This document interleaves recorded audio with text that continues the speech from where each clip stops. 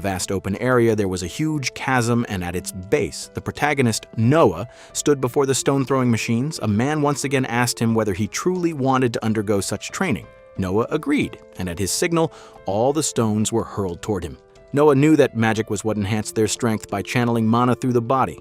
However, he refrained from increasing his physical strength because he believed he would eventually be able to use fire magic while maintaining control over all forms of magic.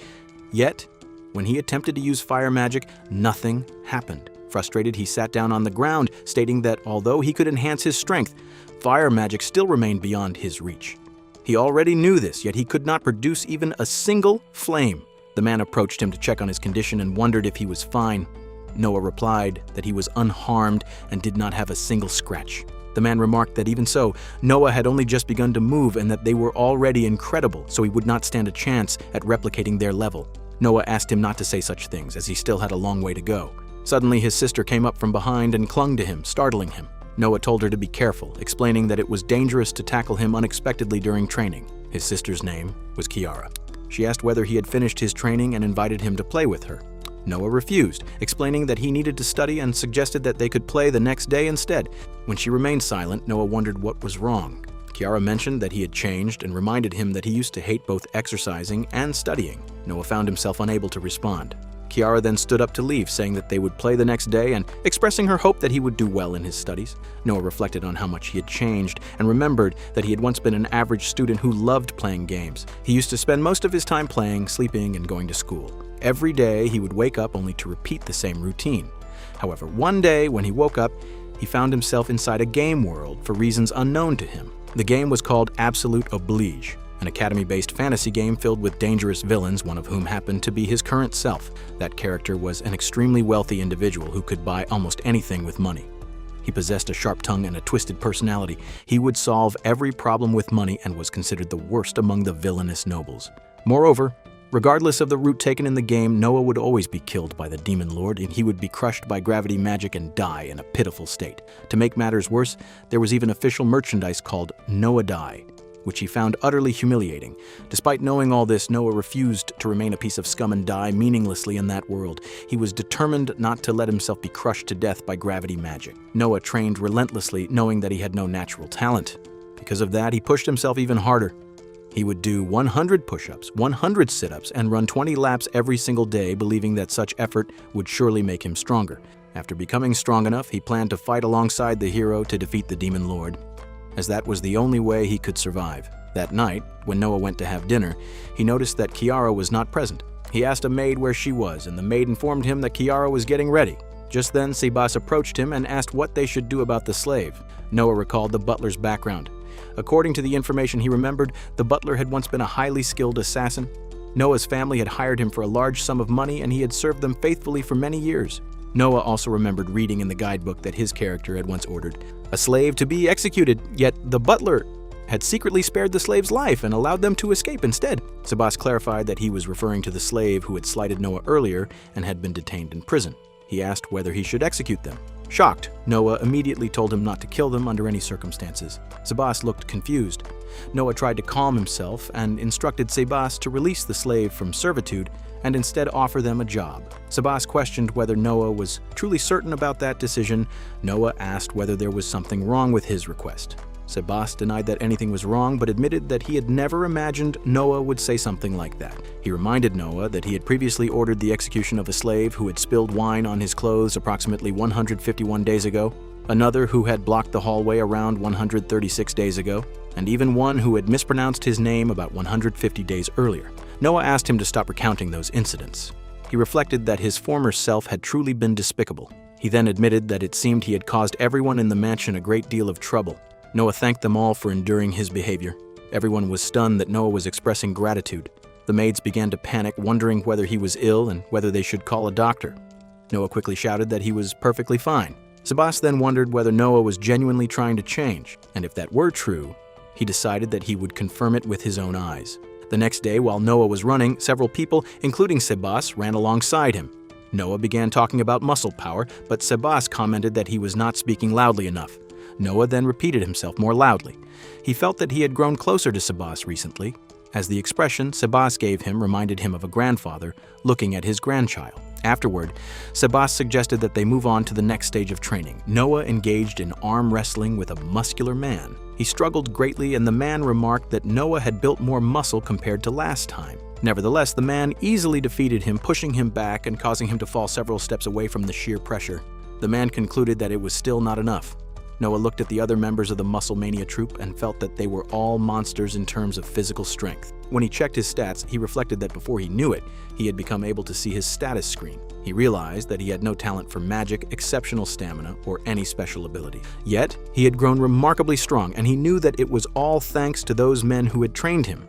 Sebas approached Noah, flexing his heavy frame, and remarked that Noah's back muscles and biceps were still lagging behind. He suggested that they should focus on training those areas as well. Noah agreed and immediately began working on them, which surprised Sebas, as Noah was sparing no effort at all.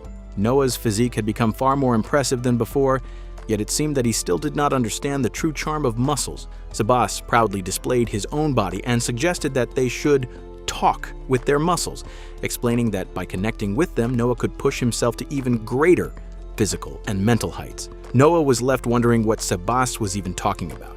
Meanwhile, another man finished his training and checked his muscle pumps, commenting that they had not used enough weight and needed to increase it. They invited Noah to join them and stand in front of the mirror. As Noah looked at his reflection, they remarked that he was shredded and had developed a solid bulk. Noah briefly fell into the pleasant illusion about his physique and felt quite good about himself. Sebas then declared that he understood Noah's love for his muscles had been conveyed to them. He suggested that they move on to running. Noah agreed, and they all took their positions. Sebas asked whether everyone was ready and then gave the signal to start. They ran at an astonishing speed, surprising Noah. Determined not to lose, Noah used his strength skill to close the distance between himself and Sebas. Sebas realized that Noah had mastered the strength skill and found it fascinating. He then increased his own speed, thinking that if he went all out, Noah would not be able to keep up. However, when he looked back, he found Noah running just behind him with a smile. Sebas noticed that no matter how harsh the training became, Noah never complained and always wore a smile while striving to surpass himself. He felt that Noah possessed an overwhelming talent for hard work and muscle development. After extensive training, Noah returned to his room and checked his stats with satisfaction.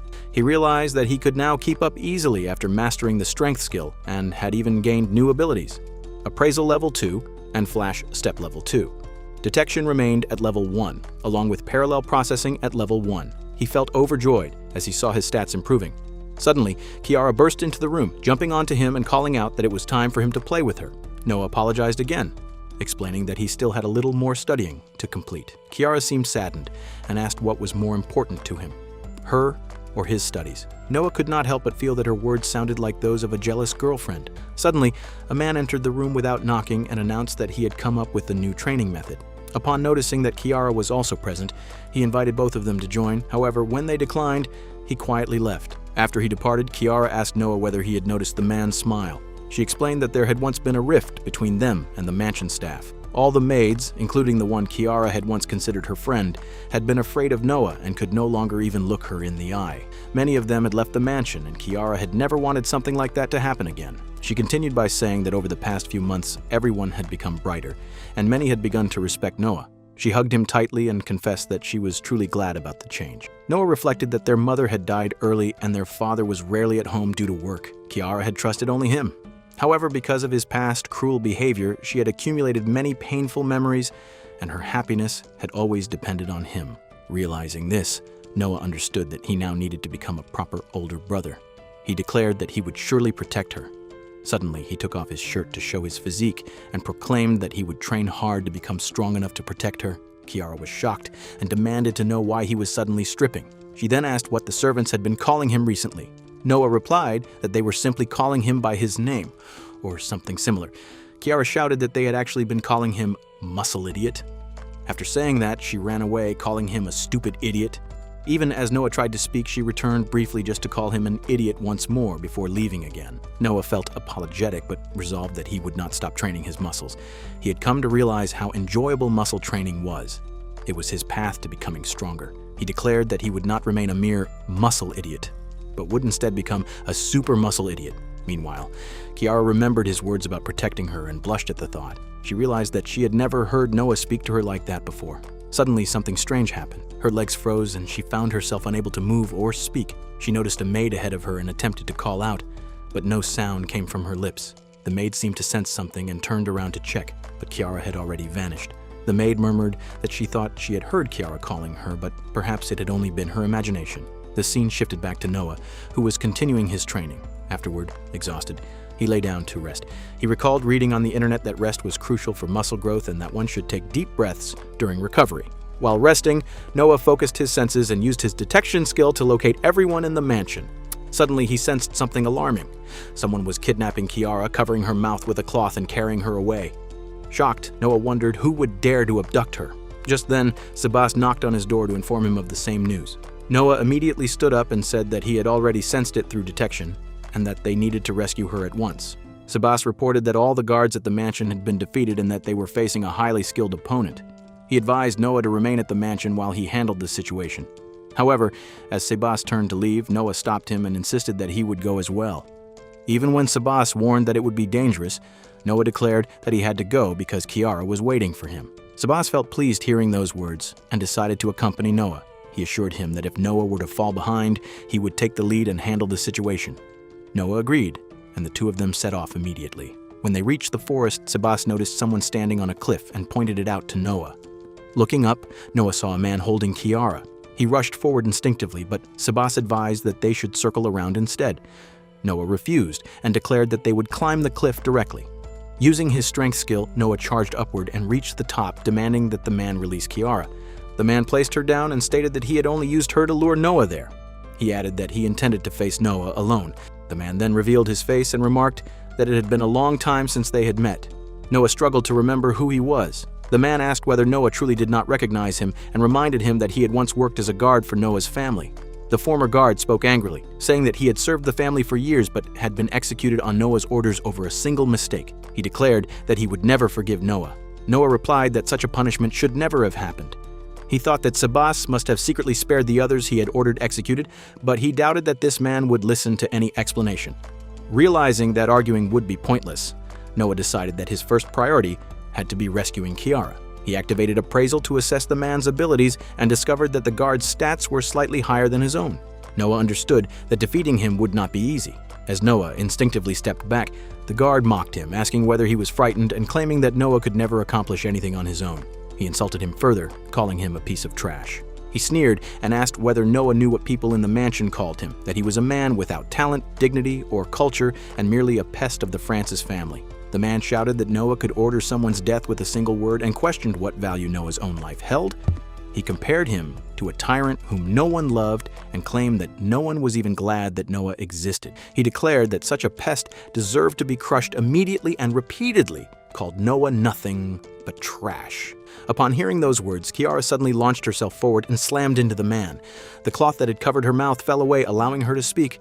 She declared that Noah had been burdened with the responsibility of becoming the heir since he was very young. She explained that the nobles and adults around him had constantly mocked him for being a child and an upstart, yet he had always continued trying his best.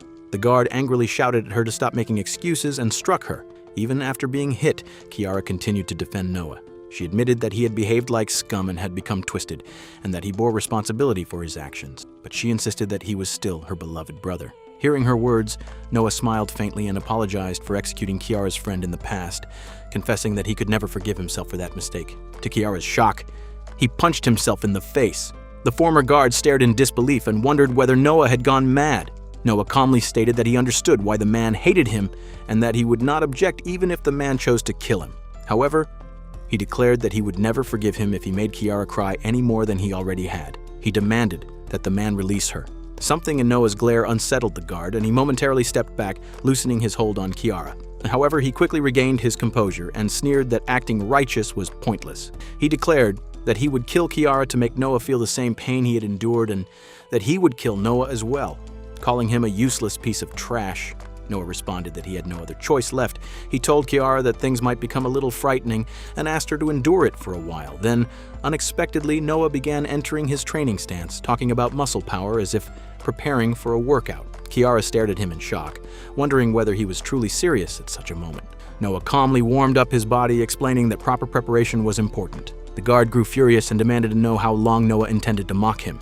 He declared that he would crush Noah immediately and launched a punch toward him. Noah narrowly dodged the attack, but the force of the blow shattered the tree behind him into pieces without even direct contact. Noah was stunned at the sheer destructive power. The man proclaimed that ever since his exile, he had done nothing but train relentlessly for revenge. He revealed that he had raised his restraint skill to level 10 and summoned enormous spectral hands, declaring that he would use them to crush Noah's body completely. That person attempted to strike Noah while Noah kept running, deliberately provoking him for amusement. When the man finally landed a punch, Noah jumped back and fell at some distance. The man wondered what had happened to all of Noah's confidence and mockingly remarked that Noah should now display his so-called muscle power. Noah grabbed a stick and admitted that the man was strong. However, he declared that he had worked harder than anyone else because he intended to become the man who would one day defeat the Demon Lord. The man summoned his giant hands again to attack Noah and wondered what nonsense Noah was speaking. Noah shouted that he would not die in the prologue like that and that he would grow stronger. Although the man had already unleashed his power upon him, Noah used Flash Step and disappeared from that place. The man became confused and stated that Noah should not possess such talent and that it was impossible for him to move that fast. Noah appeared behind him and declared that he was no longer the same person as before. He explained that he had rebelled against his weaker self and surpassed his limits as the heir of his family. He then struck the man and captured him. The defeated man begged them to let him join his friends in the next life. Noah wondered what they should do next. At that moment, Sabas arrived and asked whether that person was the one who had put Kiara in danger. He stated that it called for an appropriate amount of torture and suggested that they execute him. However, Noah responded that Kiara was unscathed, so there was no need to go that far. He also added that, in a way, that person was one of his victims. Noah then questioned whether Sabas would let all the people he had executed go free. Sabas was amazed to hear such words. Noah then revealed that the man's friends were all alive. The man asked if it was truly real. Sabas assured him that it was, and the man began crying, thanking God that his friends were alive. Soon Noah heard the voices of servants approaching them. Kiara then asked what they should tell those people. Noah suggested that the three of them say they had sneaked out to look at the stars and asked Sabas if that would be fine. Sabas remarked that Noah had truly changed. Noah replied that he had always been odd since birth and that perhaps he had been changing all along, so now he was simply a muscle-loving noble. He then carried Kiara in his arms and said that they should go home. Kiara protested and asked him to put her down, saying she was not a child anymore. Meanwhile, the maids continued searching for them. The scene then shifted to Cecil, who was reading a book at her study table when a maid informed her that it had been decided she would be engaged to Noah. Cecil wondered what kind of person Noah would be. The next day, Noah was having tea in the garden. He reflected that he was currently inside the world of a Fantasy Academy game, having been reincarnated as the villainous noble of that game. It had already been a few months since he arrived in that world, and during that time, he had grown close to the people in the mansion and had become accustomed to living in that body. He had also come to appreciate just how magnificent those muscles were. As he finished his tea, Sabas informed him that it was about time. Just then, a man approached Noah and was startled to see both Sabas and Noah removing their shirts to reveal their well-built physiques. The man hesitated before stating that he had brought a letter from the master of the house. Noah thanked him for the letter and opened it to read. He discovered that his fiancée had been chosen. It was Cecil Edward. He recalled that Cecil was his fiancée in the game and one of its love interests, a woman blessed with both beauty and intelligence. Even Noah himself had been captivated by her charm. He remembered that in about 2 years he would begin attending the Absolute Academy, where he would meet her for the first time. However, in the original storyline, she would fall in love with the hero at the academy. She would come to despise Noah's villainous actions and ultimately decide to break off their engagement. At that time, Noah would be consumed by rage and attempt to take revenge, but the bond between Cecil and the hero would be too strong to sever. Thinking about that future, Noah felt overwhelmed with sadness. He fell to his knees and remarked that if Cecil were to say such words to him in real life, he would never be able to stand up again. Sabas, noticing his condition, asked what was wrong. Noah, trembling, replied that he had simply been thinking about the future, but it felt unbearably difficult. Sabas encouraged him to remain strong. Noah then decided that since he would eventually meet Cecil at the academy, he would avoid seeing her before then. In order to prevent the future where he would be killed, he realized that he had no choice but to defeat the Demon Lord. He understood that normal training would not be enough to make him strong, so he resolved to push himself far beyond his limits. He continued his special training with even greater determination.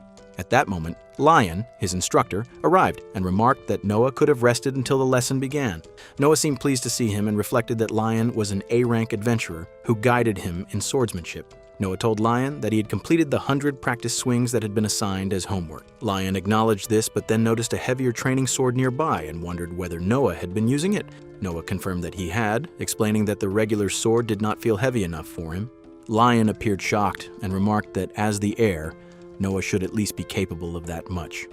Noah responded that Lion was as strict as ever, but that was exactly what he wanted since he aimed to become far stronger than he currently was. Noah then asked Lion whether it would be fine if he continued with his warm-up exercises. Lion agreed, and the others decided to join Noah as well.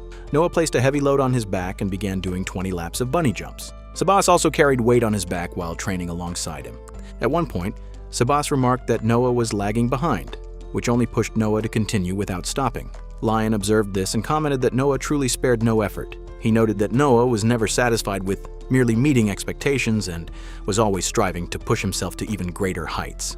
Lion felt that Noah was an exceptional student, a good-hearted young man with clear eyes and a pure spirit. He believed he could not have wished for a better disciple. Lion reflected that most nobles would slack off during training when no one was watching, but Noah, on the contrary, added even more weight to challenge himself further.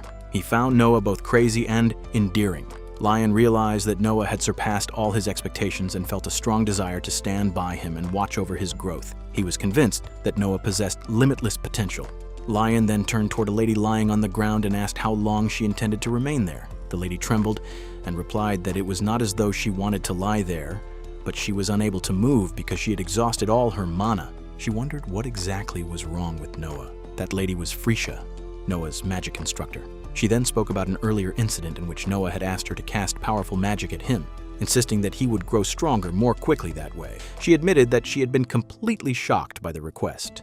Nevertheless, she had fired magic at him throughout the entire lesson, while Noah continued swinging that strange sword of his without hesitation. Once he finished that, he had immediately started doing bunny hops. She confessed that she found his behavior rather creepy.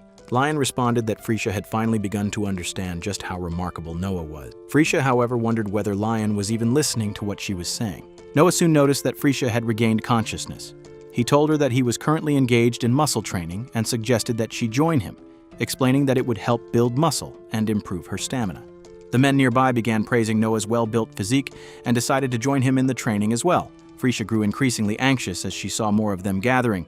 Two of the men even stepped forward, flexing their muscles and asking to participate, while Noah enthusiastically pulled her along. Freesia tried to resist as she was genuinely frightened by the overwhelming enthusiasm around her. She stated that she had already done enough and asked them to let her stop. Lion then took her hand and reminded her that she was the greatest mage in the entire territory. He acknowledged that she must be exhausted, but emphasized that they would be hopeless without her support. Hearing those words, Freesia blushed. Lion then noticed a bucket nearby filled with 30 bottles of mana potion. Sabas told her that she was a pillar supporting Noah's growth and insisted that she should drink every drop to recover quickly.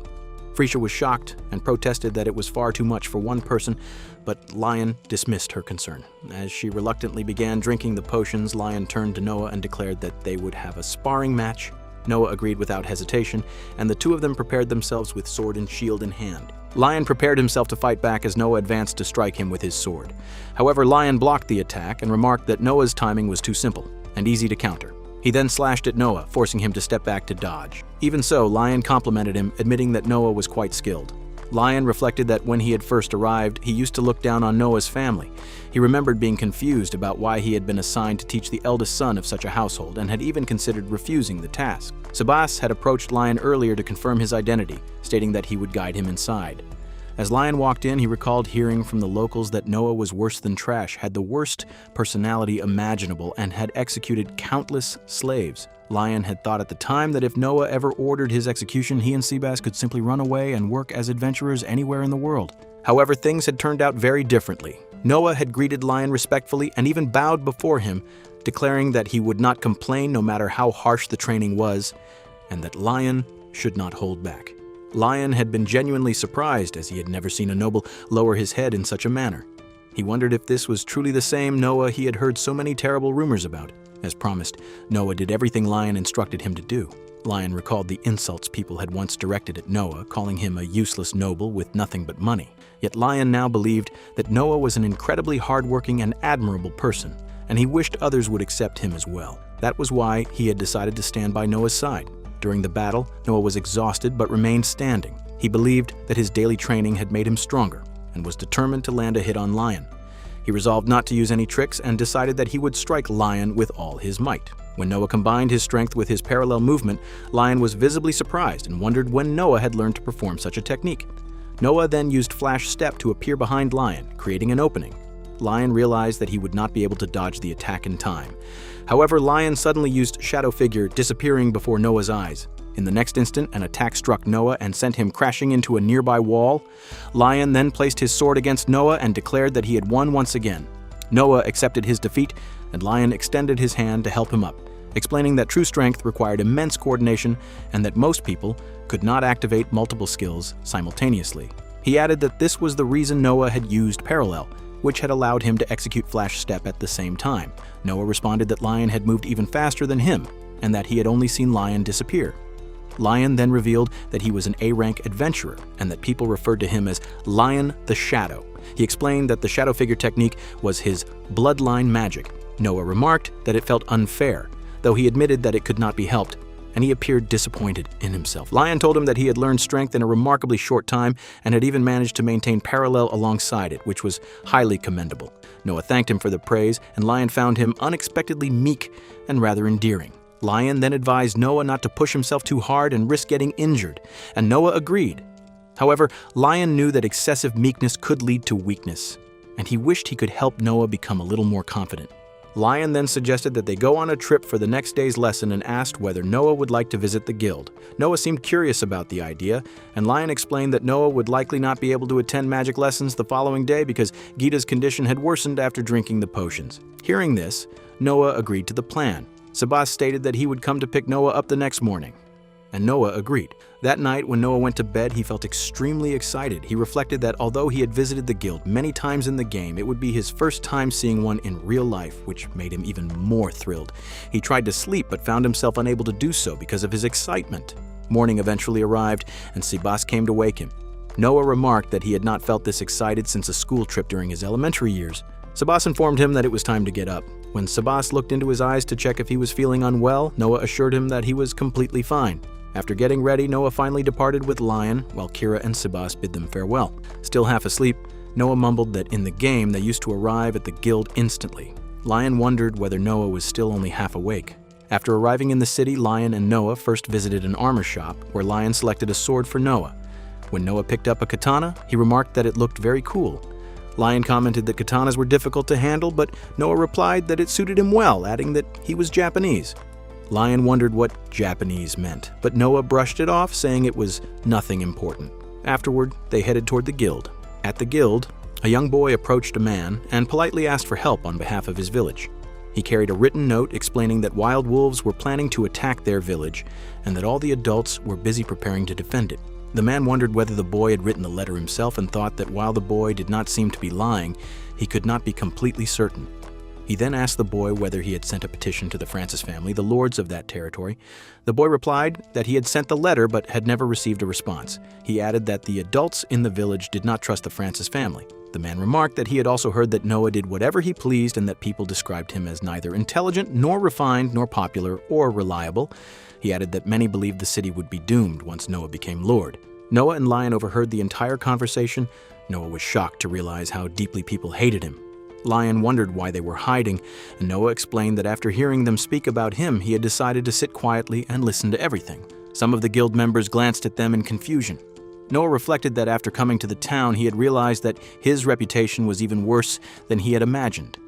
His past misdeeds had completely destroyed his standing within the territory. He could even imagine the people revolting, and he feared that if a rebellion were to occur, his playthrough could easily end in a disastrous outcome. He felt troubled and concluded that he needed to restore his honor as quickly as possible. Meanwhile, the man apologized to the boy and told him to try asking someone else for help. The boy pleaded for him to wait, but the man left. Suddenly, a large man approached from behind and accidentally bumped into the boy, causing his belongings to fall. The boy quickly apologized, but the large man became angry and raised his leg as if to kick him. Before he could do so, Noah stepped forward and blocked the attack, asking the boy if he was all right. The boy thanked him for his help, Lion then addressed the large man, Hashbart, remarking that he was as quick as ever to use his legs. Hashbart was surprised to see Lion and asked what he was doing there. The boy then asked Noah if he was all right, and Noah assured him that he was fine. In an exaggerated manner, Noah removed his outer clothing and declared that he was wearing the strongest armor of all, his muscles. His behavior appeared rather reckless and dramatic. Lion quickly warned him by name, telling him that he would catch a cold if he continued like that. Upon hearing the name Noah, Hashbart reacted in shock and demanded to know whether he was the son of Lord Francis. Everyone in the guild turned their gaze toward Noah, including the boy. Hashbart stepped closer and angrily questioned what someone like Noah was doing in the town. Lion silently reflected that this was how people currently perceived Noah. Noah calmly replied that he was there for an excursion as part of his lessons. Hashbart mockingly responded that it was laughable to hear such words from a trash noble who had killed dozens of slaves. He claimed that Noah had abandoned every form of study and training, lacked both courage and talent, and therefore had no chance of completing a guild request. One of the men commented that the situation was dangerous because Hashbart was speaking rudely to a noble. He warned that if Noah became angered, the rest of them might be judged as accomplices. Hashbart demanded that Noah say something. Noah merely stared at him in silence. Irritated, Hashbart asked why he was looking at him that way and wondered what that expression meant, or what Noah was thinking. In reality, Noah was carefully observing Hashbart's physique.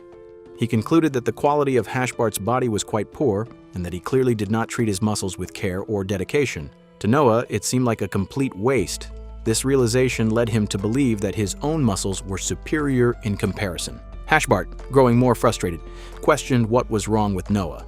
At that moment, Noah turned to Lion and suggested that they head to the reception desk. Hashbart became even angrier and accused Noah of trying to run away. He then turned to Lion and claimed that Lion would probably be the one completing the request instead. Lion responded by asking whether Hashbart was implying that Noah was useless on his own. He then firmly declared that Noah was capable of completing any request without his assistance. Hashbart scoffed and remarked that Lion was merely talking without substance. Meanwhile, the young boy noticed that his quest paper had fallen to the ground. As he bent down to retrieve it, someone suddenly stepped on it, crushing it beneath their foot. Hashbart looked at the boy and wondered what was wrong with him. Lion told him to move his foot, but Hashbart turned to him and asked what would happen if he refused to do so. Lion prepared himself for a fight and declared that if Hashbart would not listen, then they would have to settle it by force. Suddenly, Noah grabbed Hashbart's leg and told him to remove his foot from the boy's belongings. Everyone was surprised, as they had not even noticed the scrap of paper beneath his foot. They could not help but stare at it curiously. Noah told Hashbart that the paper might contain an important request from the boy. Hashbart tried to push Noah away by force and wondered whether Noah, with his small and delicate body, could really move him. However, Noah used his strength and threw Hashbart aside, leaving him and the others in complete shock. Noah remarked that Hashbart seemed lighter than he appeared. He then picked up the paper and handed it to the boy. Hashbart got up and claimed that he had merely slipped. He then spoke mockingly about the boy's filthy request, saying that no one would ever accept it and that if the boy truly wanted someone to take it, he would have to offer 10 times the reward. The boy showed a small pouch of coins and said that it was all he had. Noah then asked whether he could accept the request, explaining that the location was not far and that he did not care about the reward. Lion asked if Noah was truly certain about his decision. When Noah agreed, Lion thought that Noah might simply choose a low-rank request for experience. However, realizing that Noah was genuinely concerned about the suffering of his people made Lion feel that Noah was merciful and peaceful, unlike most nobles. Noah told the boy that they should head to his village. Hashbart shouted at him to stop and questioned why Noah Francis was worrying about a mere villager, saying that such behavior did not suit him. Noah turned back and stated that he would be taking responsibility for the territory on behalf of his father, and therefore he would resolve any problems within it. After saying that, he left with the boy. Along the way, they learned that wild wolves lived in the forest northwest of the village and moved in small packs, so they would need to be cautious.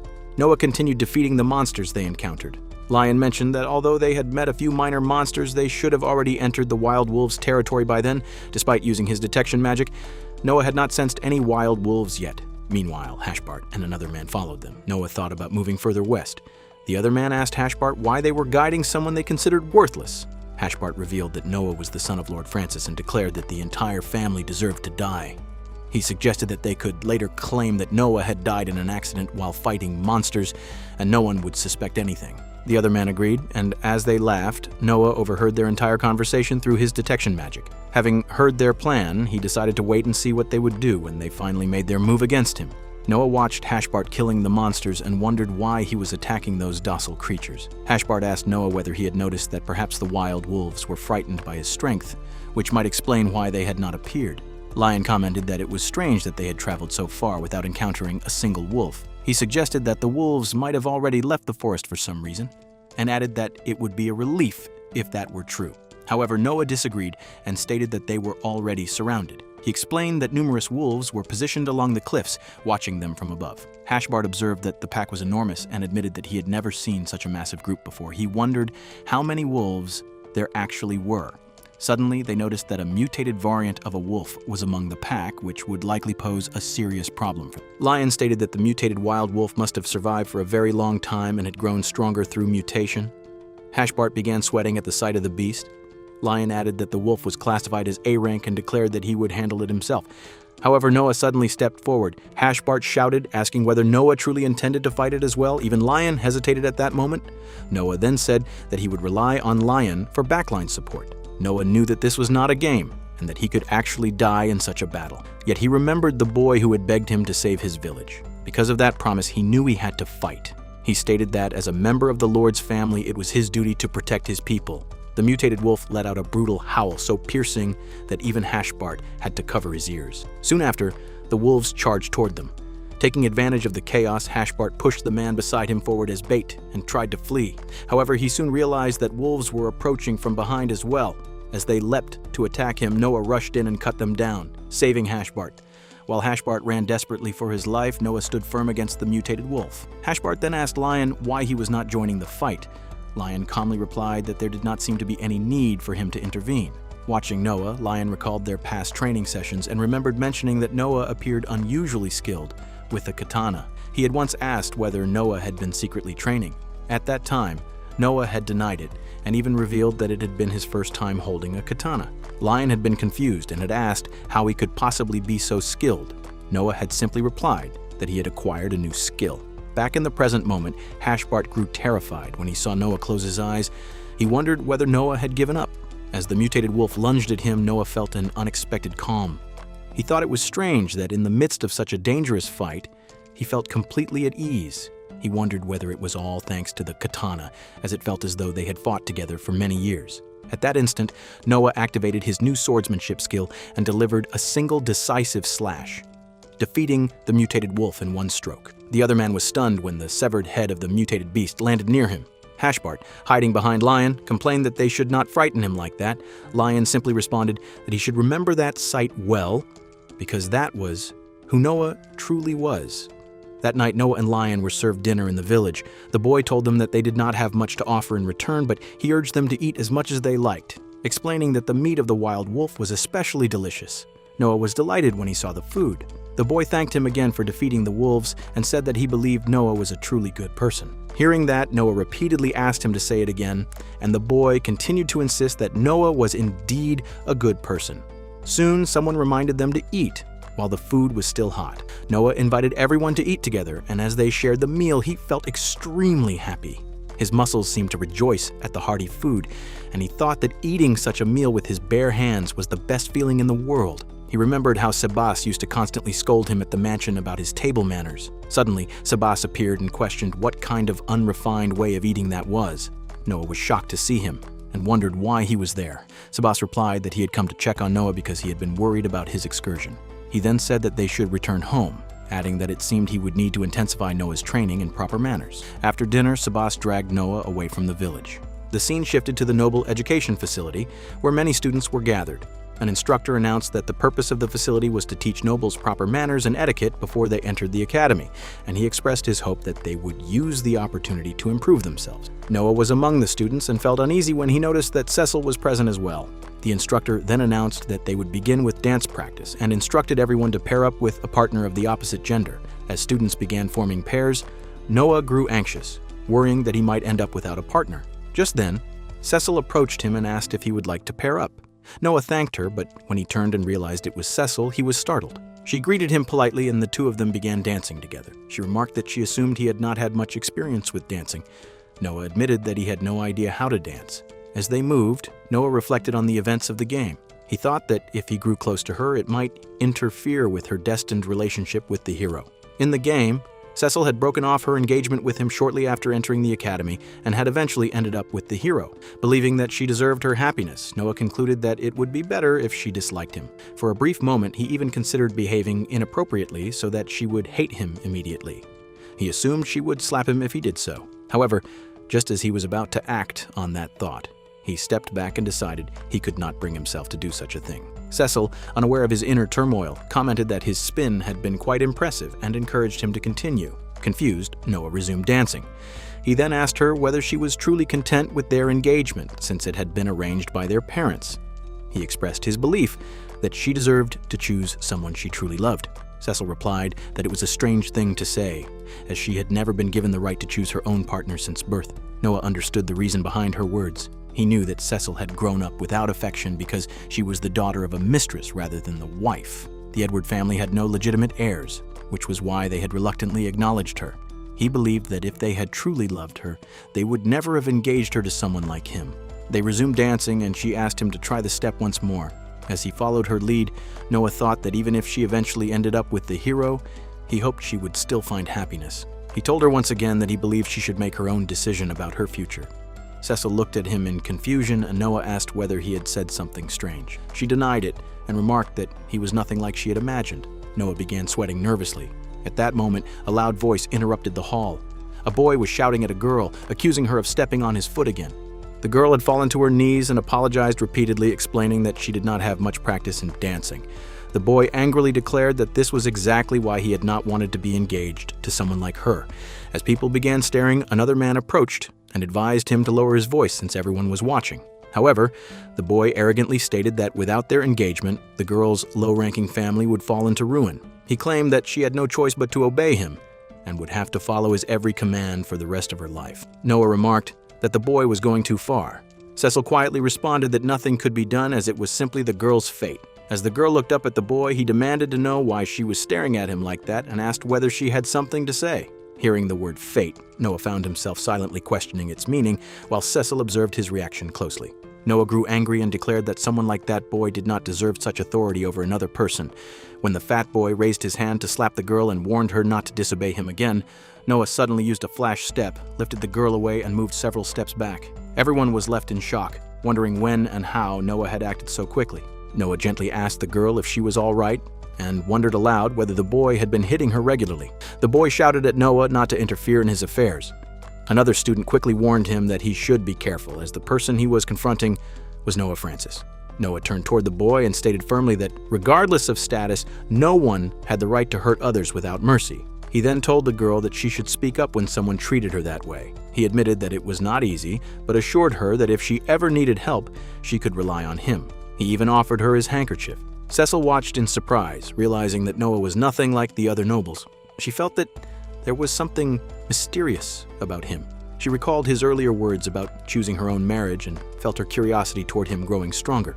After escorting the girl aside, Noah began telling her that since she had such a troublesome fiancé, he wanted to say something further. However, before he could finish, Cecil called out to him. Noah felt nervous and wondered whether he was about to be scolded. Instead, Cecil asked whether he no longer wished to practice dancing with her. Noah explained that he was simply bad at dancing and had worried that he was troubling her. He hesitantly asked if she was truly comfortable dancing with him. In response, Cecil took his hand and told him that he was doing very well.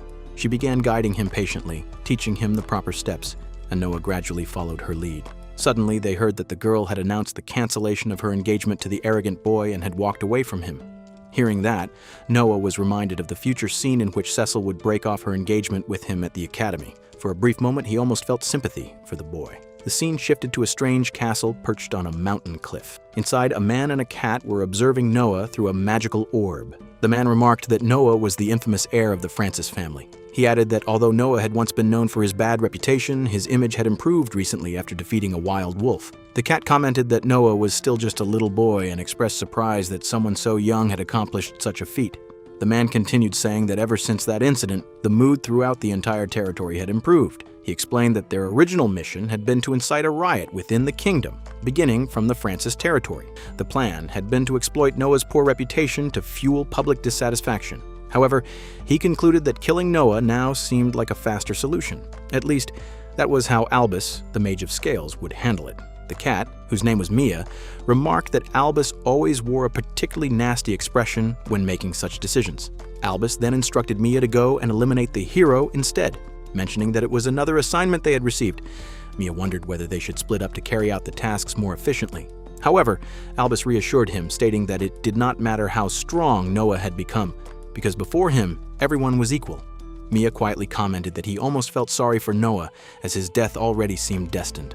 All of a sudden, Cecil went to visit Noah and apologized for arriving without prior notice. Sebas told her not to worry, assuring her that Noah would be pleased to see her. Since Noah was at the training ground at that moment, Sebas said that he would show her the way. She thanked him, and as they walked, she explained that she had come to visit Noah. When they arrived, she saw that he was performing a muscle pyramid exercise. He was standing on top of 3 men while a large man and 2 heavy containers were placed on him to increase the weight. As he was doing this, he suddenly noticed Cecil. Feeling embarrassed, he quickly covered his chest, which caused everyone to lose balance and fall. Cecil told him that she had sent him a letter but had never received any reply. Noah replied that he had been extremely busy and apologized for not responding. Cecil then asked him to drop the formalities between them. After that, she looked slightly hesitant and said that it was difficult for her to say, but she wondered if she could feel his pectoral muscles. Noah was truly shocked when he heard her words, as he understood that she meant exposing his chest in front of a girl. He wondered if she intended to use that as an excuse to pinch him. Meanwhile, one of the men nearby grew jealous, wishing that he were in Noah's place. Sebas mentioned that such behavior could be considered harassment. Cecil stepped closer to Noah and asked if it was truly inappropriate.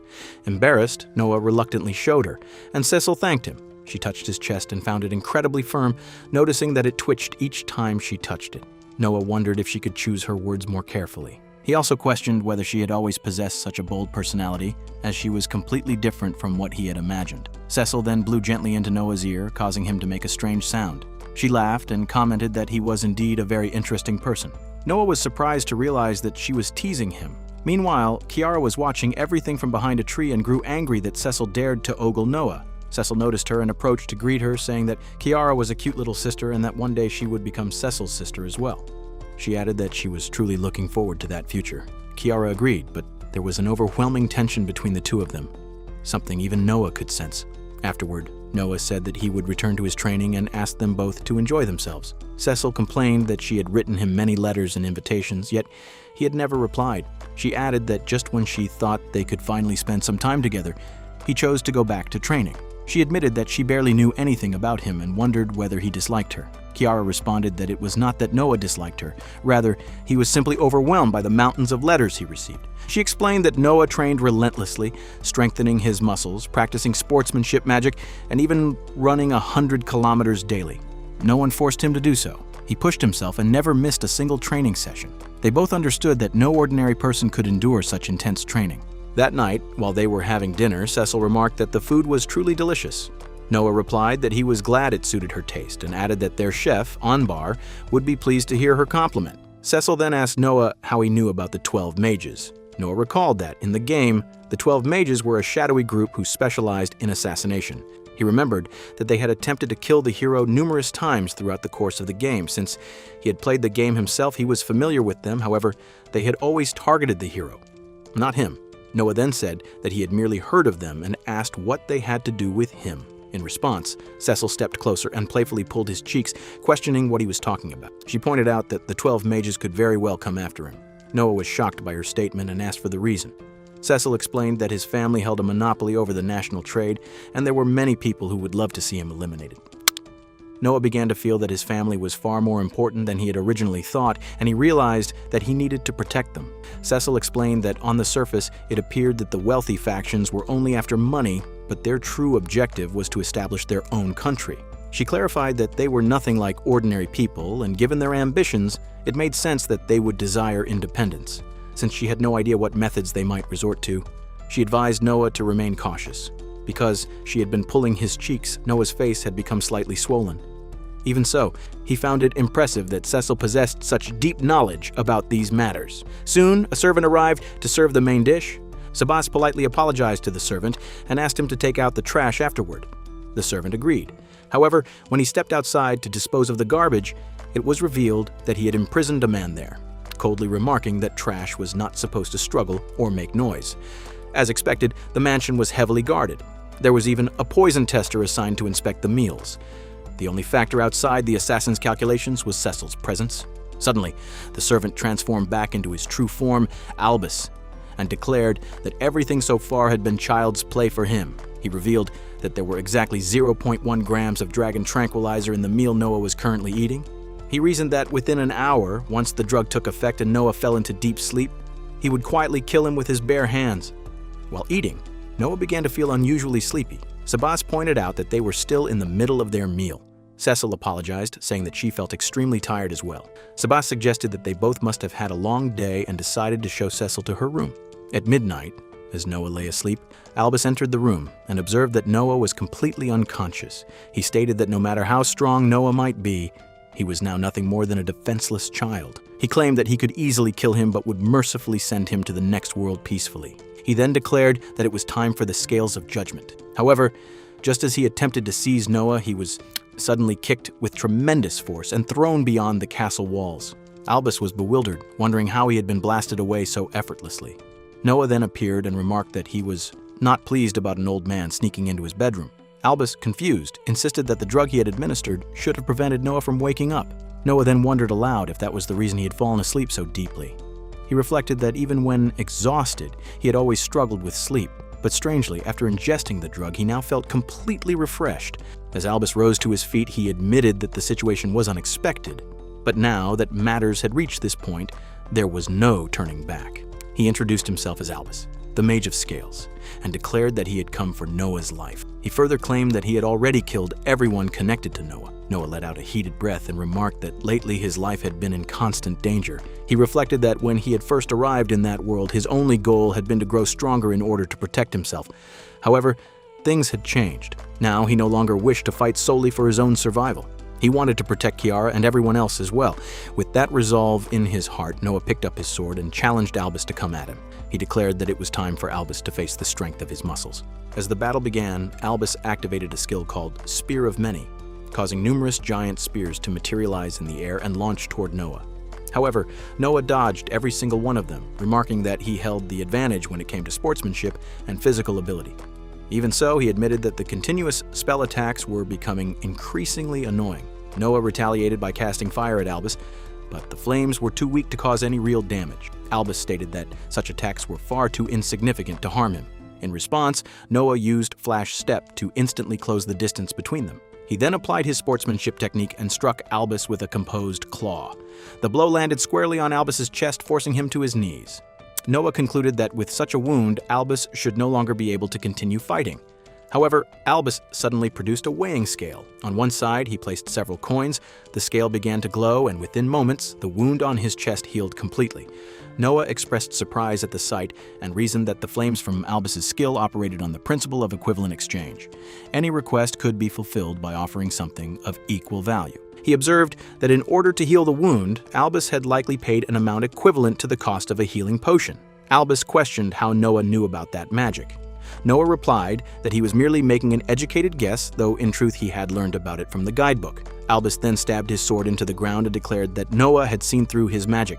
However, he challenged Noah by asking whether he truly believed he could defeat him, asserting that Noah had not even managed to inflict real damage yet. Meanwhile, Noah wondered aloud whether Albus's magic could be useful for muscle training, depending on how it was applied. He also speculated about whether the earlier spears had been part of a special magic system and commented that it would certainly save him the trouble of going shopping for equipment. Albus, confused, demanded to know what Noah was muttering about. Noah replied that he simply found Albus's magic fascinating. Albus grew furious and accused Noah of mocking him. Suddenly, a magic circle formed beneath Noah's feet, trapping him at its center. Albus declared that victory was now his and unleashed a powerful spell called Lord of the Underworld, Bone-Burning Hell. He boasted that even without relying on his special skills, his raw power was overwhelming, strong enough to reduce an A-rank adventurer to ashes, leaving not even bones behind. However, amidst the blazing inferno, Noah remained standing. He calmly stated that the attack was not enough and suggested that Albus would need far more heat to defeat him. Albus was shocked to see all of that. Noah emerged from the intense heat and wondered whether Albus had truly been trying to kill him, even though he was supposed to be one of the 12 mates. He also thought that Frisia possessed far greater firepower than that. However, Noah was worried because his clothes had been burned and he knew that Sebas would be furious about it. Albus stated that if the flames did not work on Noah, he would use something else. He then took out a horn, and Noah realized that it was the crystal dragon horn, an extremely rare item. Noah wondered what Albus intended to do if he was willing to offer something so valuable as compensation. Albus proceeded to use the horn on the wind machine and declared that no one could withstand the judgment of that skill. Soon, massive clouds formed in the sky, and from them, a gigantic box fell toward Noah. Albus announced that it was time for Noah to be crushed beneath the hardest and largest magic stone ever created. As the enormous stone was hurled down, Albus remarked that although Noah was just a child, he was incredibly strong. Suddenly, he saw that Noah was lifting the immense weight with his bare hands. Albus was utterly stunned, realizing that not even 50 grown men would have been able to move such a super-dense, massive magic stone. Noah mentioned that he had been waiting for all kinds of different dumbbells and thought that he might even be able to create something similar using alchemy. Albus responded that the scales had not fulfilled his wish and insisted that such a thing was truly impossible. He wondered whether Noah's muscles had become overwhelmingly powerful. Without hesitation, Noah threw the giant stone toward Albus and told him to take it. After a while, Lion arrived, along with several others, searching for Noah. Noah informed them that he was perfectly fine. Meanwhile, Albus struggled to crawl out from beneath the debris. As he looked up, he noticed a few bodybuilders standing nearby. Alarmed, he told them to stay away. However, they moved closer and remarked that he should not call them monsters because it was rude. Instead, he could refer to them as muscles. Albus continued urging them to keep their distance. The next day, during their training session, they declared that they wanted even more muscles. Albus followed them reluctantly, looking as though he might collapse at any moment. He even stated that they were nothing like ordinary humans. At one point, a man wondered whether he should start running faster, realizing that they had not even completed half a lap yet. Cecil asked Noah why that enemy was running alongside him. Noah replied that they had simply captured him. She told him not to make it sound as if he had just picked up a stray cat. Noah explained that at first he had thought about handing Albus over to the guards. Lion added that what awaited Albus there would either be a death sentence for his crimes or being killed to silence him, which ultimately meant death either way. Therefore, Lion believed that adopting and employing him for Noah's sake made far more sense. Cecil pointed out that Lion had just said the word adopt. At that moment, Noah noticed that Albus had collapsed. He explained that they had taken Albus's skills from him and that he was certain Albus would eventually come to appreciate the joy of muscle training. Lion went over to check on Albus and told him to get up since they were finished for the day. He then left him there. As Lion walked away, Freesia remarked that Lion seemed busy, which would make her job significantly easier, all thanks to Albus joining them. She wondered what she should do first, thinking that having free time was the best feeling. Meanwhile, Lion placed Albus inside a container and wondered what Freesia had been talking about. He clarified that Albus was simply going to function as a mana tank for her, and she would use his mana to cast all her spells. Since she was the only one powerful enough to match Noah, she planned to use Albus's mana to fire as many spells at Noah as possible. Freesia was shocked and wondered whether they truly intended to make him do something so inhuman. Lion approached her and said that he would just bring it to her, referring to the bucket of potion. She began sweating and remarked that that was also an inhuman act. Albus called out to her by name and asked whether they were in hell. She shouted back that he should address her as senpai and show some respect. Later, Noah told Cecil that he had better get started as well and asked if she wanted to help him with something. She agreed and asked what they would be making. Noah excitedly explained that it would be muscle training equipment. Cecil felt somewhat uneasy upon hearing that. After the training session, Noah was having some minerals while deciding what to do that day and the following day. He also offered some healing potions to Albus. Albus was extremely weak and accepted them, muttering something repeatedly about scales. Cecil was confused and wondered what was going on. Sebas replied that it appeared Noah had taken an interest in alchemy and seemed completely absorbed in trying to create something. Noah then explained that dumbbells made from super hard, dense magic stone were much heavier compared to normal ones. He added that if mana was channeled through them, they could produce various special effects. He had crafted several types of dumbbells, some that increased in weight, some that floated in the air, and even some that exploded. There were also personal dumbbells enchanted to become 10 times heavier than usual. At some distance, a few men were using the dumbbells and seemed to be enjoying themselves immensely. It was said that one could even hear their muscles crying out in joy. They felt that Noah was truly amazing to have learned enchanting at such a young age and believed he had grown so much since childhood, much like their muscles. Cecil told them not to make it sound as though raising children and building muscles were the same thing. Meanwhile, Albus considered leaning against a tree for support and remarked that the mansion was filled with nothing but perverted muscle monsters, even though they might have spared his life. He wondered whether Mia had managed to kill the hero, as he had a bad feeling about it. The scene then shifted to the hero. He remembered the cat mage who had fought against Go and looked up at the sky, stating that ganging up on him just because he was the hero had been very mean. The dark cloud slowly disappeared, and he felt relieved that the weather was finally improving. It was implied that he was the one destined to end up marrying Cecil in that absolute oblique game. That hero was Arthur. Arthur was standing beside a giant hole when he suddenly remembered that he had forgotten to take in the laundry before leaving. However, he assumed it was already too late to go back. Mia stood next to him, lost in thought. She could not believe that Albus had defeated her with just a single attack. She admitted to herself that although Albus might be an idiot, he was incredibly strong. Arthur hugged her and said that he was truly glad he had managed to meet her again. When he called her MC Fatty, Mia protested, saying that her name was not MC Fatty. Arthur was surprised that she had spoken. Realizing her mistake, Mia remembered that she was in the form of a cat and quickly started meowing instead. Arthur then concluded that she could not actually talk. Meanwhile, Mia silently wished that Albus would come to save her. The scene shifted to Noah. He showed Cecil the dumbbells he had made for her and explained that they were a token of gratitude for warning him that he might become a target. Cecil hesitated, and Noah told her there was no need to feel shy. Cecil understood that she should be happy to receive a gift, but she had not expected it to be a dumbbell. At that moment, Sebas approached Noah and pointed out that giving Cecil a dumbbell was quite rude. He explained that women remembered every present given to them and that a single mistake could haunt a man for the rest of his life. He even added that women became especially relentless after childbirth. Noah wondered whether Sebas was speaking from personal experience. Realizing his mistake, Noah told Cecil that he actually had something else for her. She took the small box and opened it, revealing a ring inside. Sebas mentioned that the lord of the house had prepared it for Noah and Cecil. Noah grew angry, thinking that Sebas had tricked him. Sebas responded that Noah was hopeless on his own and had not even attempted to meet his fiancée properly. Noah then understood the situation. Cecil commented that the ring was very beautiful and asked Noah to place it on her finger. As Noah looked at her, Sebas reminded him that he must never make Cecil feel lonely again and should promise to cherish her. Noah agreed and gently put the ring on her finger, thinking that Cecil was kind and beautiful and that he was grateful she had come to see him. However, he also knew that the one Cecil truly loved was not him. After the ring was placed, Cecil smiled with a special charm on her face and said that she would treasure it for the rest of her life. Her words struck Noah deeply, and when she noticed his expression and asked if something was wrong, he replied that it was nothing. He then turned to the others and asked whether anyone else wanted dumbbells. Everyone raised their hands enthusiastically.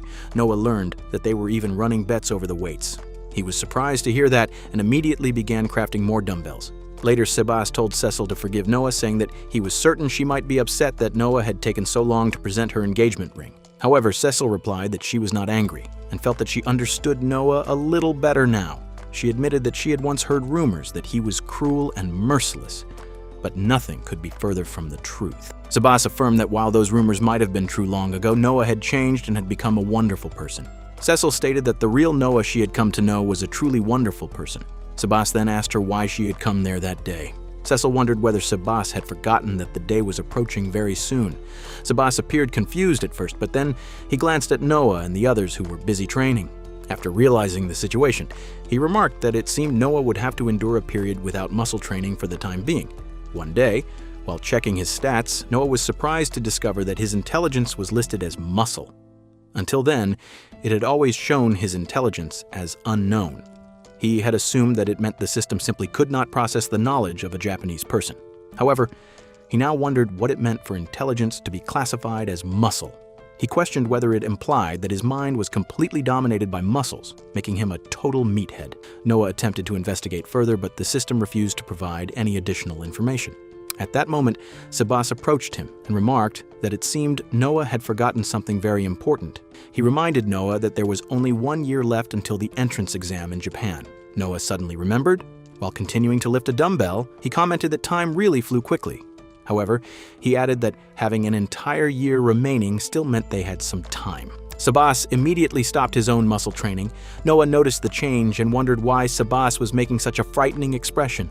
Sebas then declared that he was forbidding any muscle training until the entrance exam. Noah was completely shocked and collapsed to the ground, saying that he did not want to study because he already had a date with his biceps. He immediately attempted to run away.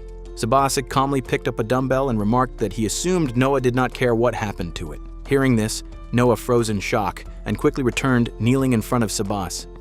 He admitted that he had not realized one needed more than just money to enter the academy. Sabas questioned whether Noah was truly satisfied with his current situation. He reminded him that people had always called him scum and trash. Yet he had changed himself through hard work. Sabas encouraged him to seize this opportunity to prove everyone wrong. He urged Noah to work hard and aim for the top spot.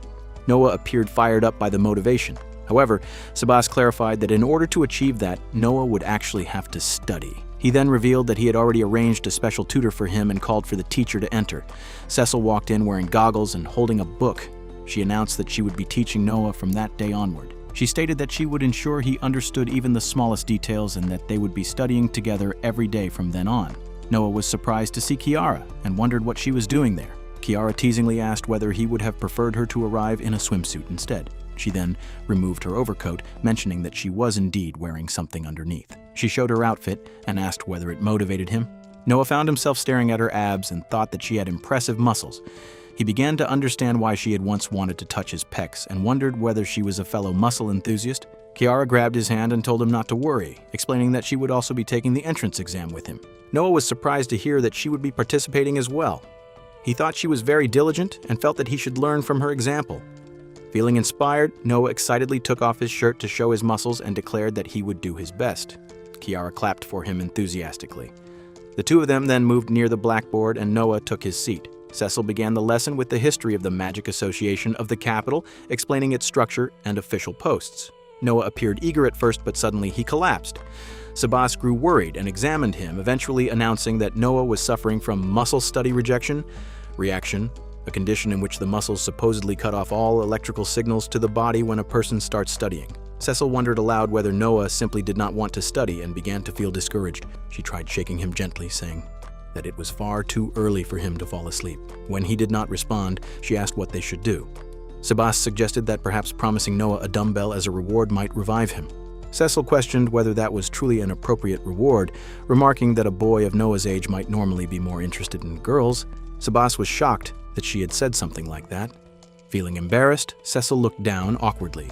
Meanwhile, Sabas helped Noah lie down properly and commented that Noah had certainly built quite a lot of muscle. Cecil noticed that his muscles seemed even bigger than before, and she reached out to touch them out of curiosity. Suddenly, Noah sprang up and declared that if they kept slacking off, he would confiscate the dumbbell. He appeared frightened, as if he had just awakened from a nightmare. Cecil quickly asked whether he was finally awake and insisted that they should continue studying. Noah agreed, but he noticed that her face was slightly red and asked what was wrong.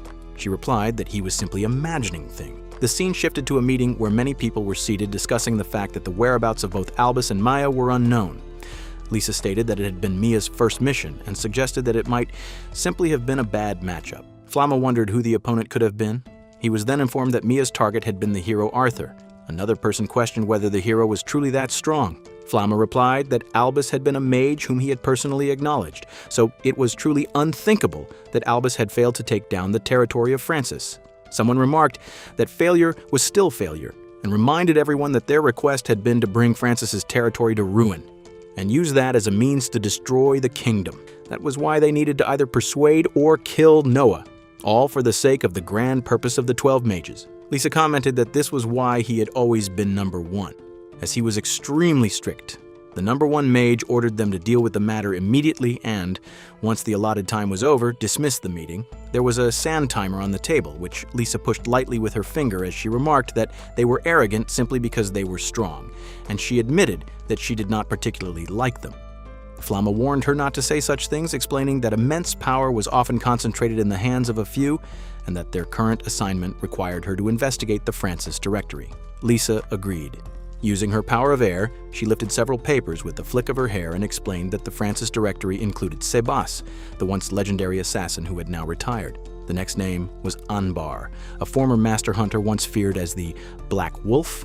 After him was Orga, who had previously served as the royal defense captain and had been famed as an invulnerable opponent. Flamma remarked that each of them was like a monster, and that, had they known this earlier, Albus would not have gone alone. Lisa had worked extremely hard to uncover that information, as the family had gone to great lengths to hide their backgrounds. Finally, she asked Flamma what he intended to do. Flamma replied that he wished to grieve Albus's loss, but they also had another mission, kidnapping the second princess, Clay Leuris, which would take priority. Cecil stated that Princess Clay seemed to be heading toward the Francis territory. She suggested that they should handle both matters at once and clean up the entire mess involving both the princess and Noah. Flamma then stood up along with Lisa, declaring that it was time to hunt. He even swore that he would avenge his friend Albus. Later that night, the scene shifted to Sabas. Anbar arrived with bad news, informing them that Noah had escaped from the castle by breaking all the locks they had carefully installed. Cecil was shocked to learn that such a massive lock had been destroyed by Noah. Anbar apologized, explaining that Noah had distracted him by handing him a dumbbell. Sabas remarked that Noah was a mastermind. Cecil was even more stunned, as she could not believe that a mere dumbbell had been enough to distract him. Sabas then ordered Anbar to take Augrey and search for Noah, and also instructed him to gather everyone from the muscle group. Anbar immediately rushed off. Cecil commented that Noah was indeed very strong, but she did not think they needed to worry too much. However, Sabas replied that he was concerned. He explained that Noah was powerful and that he had deliberately forced him into a life of muscle abstinence so that he would focus on his studies. He wondered what might happen if Noah's suppressed desire for muscle training were to burst forth, admitting that he could scarcely imagine the consequences. Cecil found herself imagining that explosive release of muscle-driven determination. Behind them, they discovered a letter from Noah stating that he was going on a trip for a while and asking them not to look for him. The scene shifted to a hidden underground chamber in the Francis territory. Flamma was holding a rabbit and asked Lisa to give him a strand of her hair. She replied that she had just combed it and handed one to him.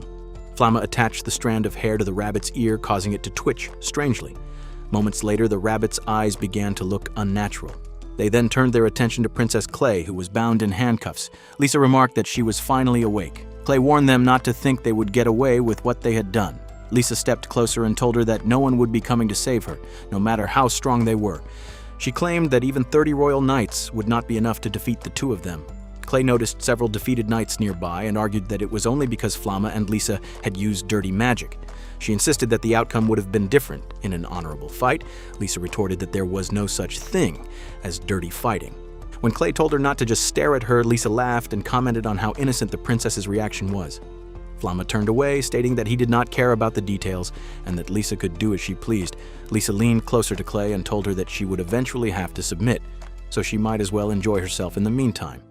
She wondered aloud what the princess would be like once she broke her spirit. Although Clay resisted, Lisa did not stop. Meanwhile, Flamma grew irritated, thinking that instead of wasting time, they should report that they had successfully captured the princess. He moved his finger toward the rabbit and began explaining that by casting a submission spell and embedding a strand of Lisa's magical hair into the target, he could dominate both body and mind with greater precision. At that moment, someone behind him asked what he was doing. Without turning around, Flamma continued explaining that he could control any target upon which he cast submission. When he finally turned and realized the intruder was an unknown figure, he immediately attacked with dragon breath. Lisa, startled, asked what was happening. Flamma declared that they had an intruder. Lisa was shocked, stating that the entire room was covered with her hair, so it should have been impossible for anyone to enter undetected. She wondered how Noah had managed to get inside. From behind the blast, Noah casually remarked that they had been talking loudly about casting spells on him and that they had not even considered that he might have been hurt. Flamma was stunned to see that it was Noah and demanded to know why he was there. Noah questioned why they were even asking. He reminded them that after escaping the so-called life of muscle abstinence, he had gone on a trip with Dan and had discovered that freedom was truly the best feeling. He recalled asking a random man, a shopkeeper, and even Dan whether they felt the same way. He remembered buying a meat skewer, and the shopkeeper had commented that he seemed like an energetic young man and had offered him an extra one on the house. Noah had thanked him. While training, he had reflected that he had not run away because he hated studying. Rather, inspecting the town was an important duty as the heir of his family. Someone had called out to him, offering freshly squeezed broccoli juice, claiming it would be good for his body. Noah had decided to inspect that stall as well.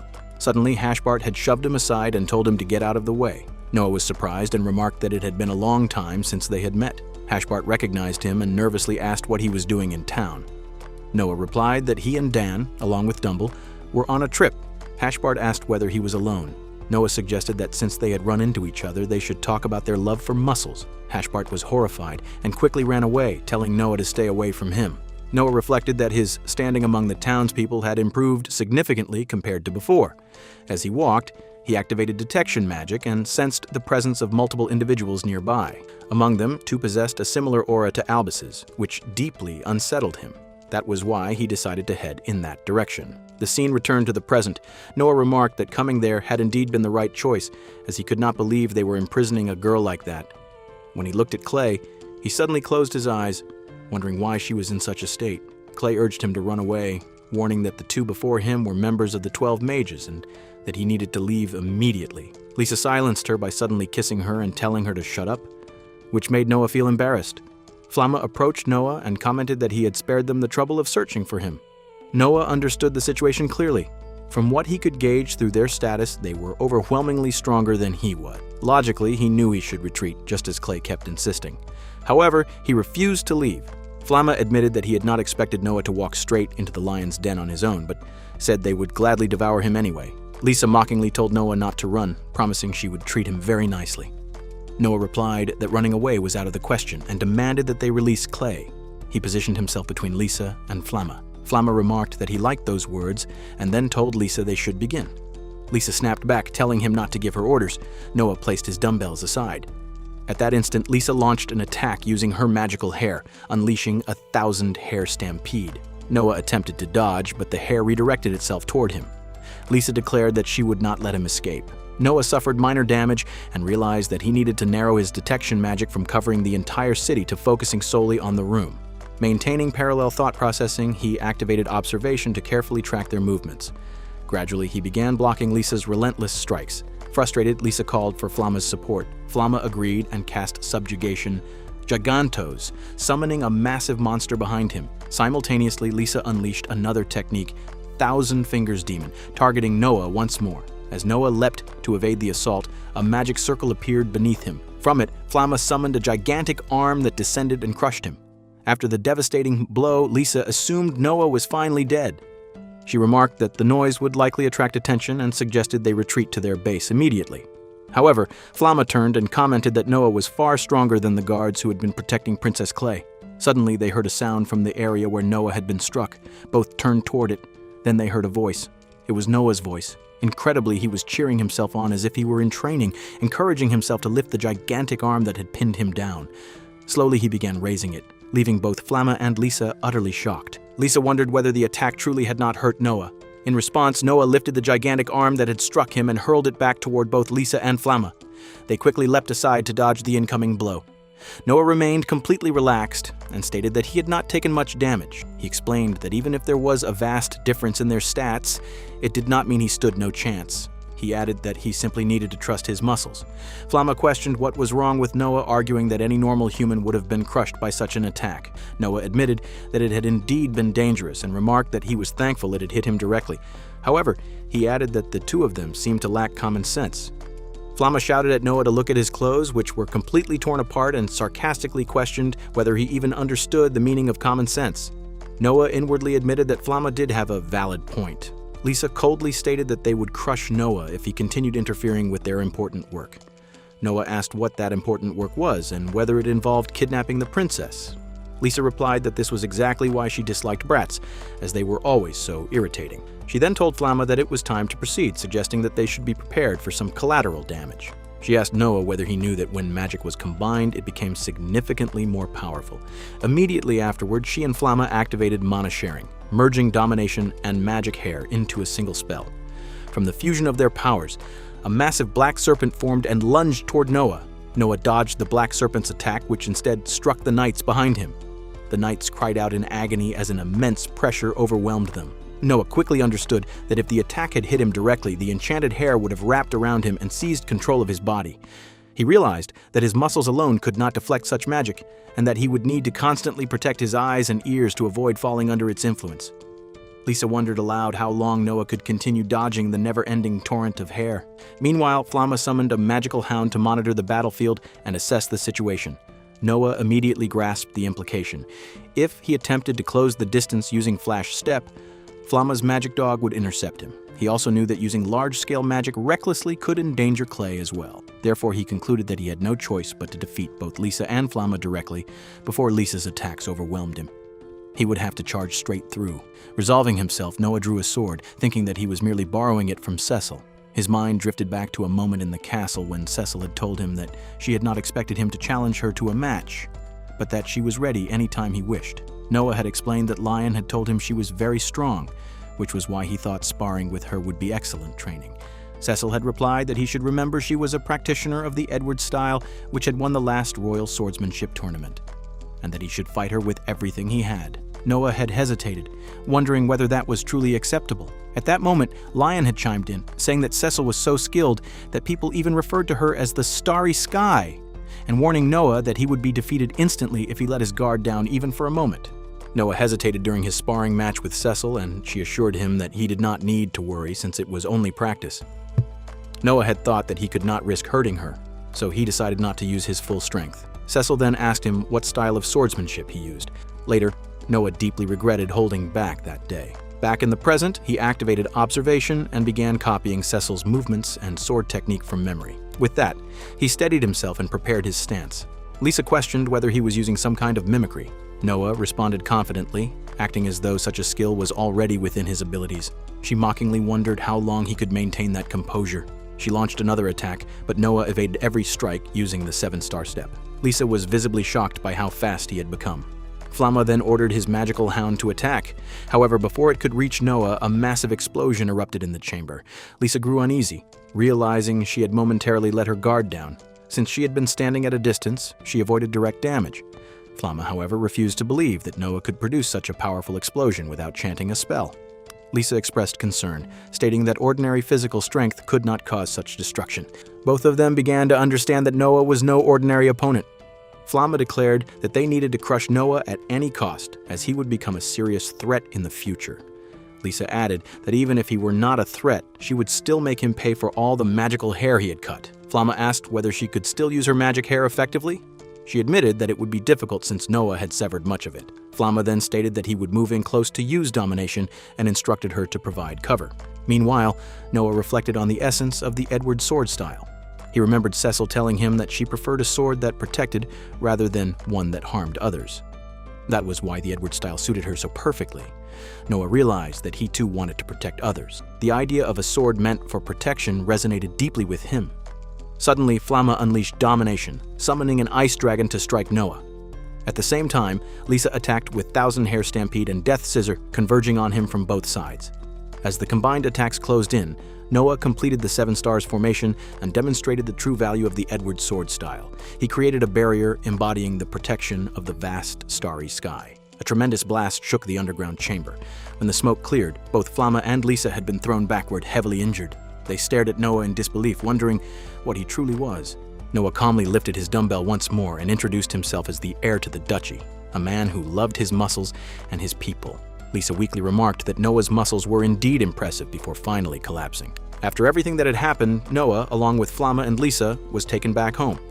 However, unlike Flamma and Lisa, who were tied with ropes, Noah was placed in a cell. While imprisoned, he apologized, admitting that he had broken the door and gone into town. Cecil wondered whether Sabas still could not forgive Noah. Sabas replied that Noah had indeed damaged part of the town, and after all the effort he had put into repairing its ruined reputation, he had no idea what people might now be saying about him. Suddenly, Clay arrived and requested that Noah be forgiven.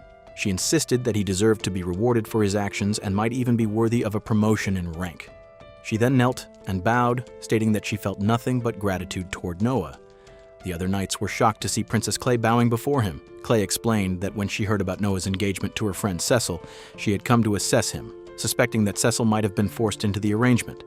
However, Noah had ended up saving her, and since then she had felt both gratitude and regret toward him. Noah responded that she need not worry, as everything had happened by chance.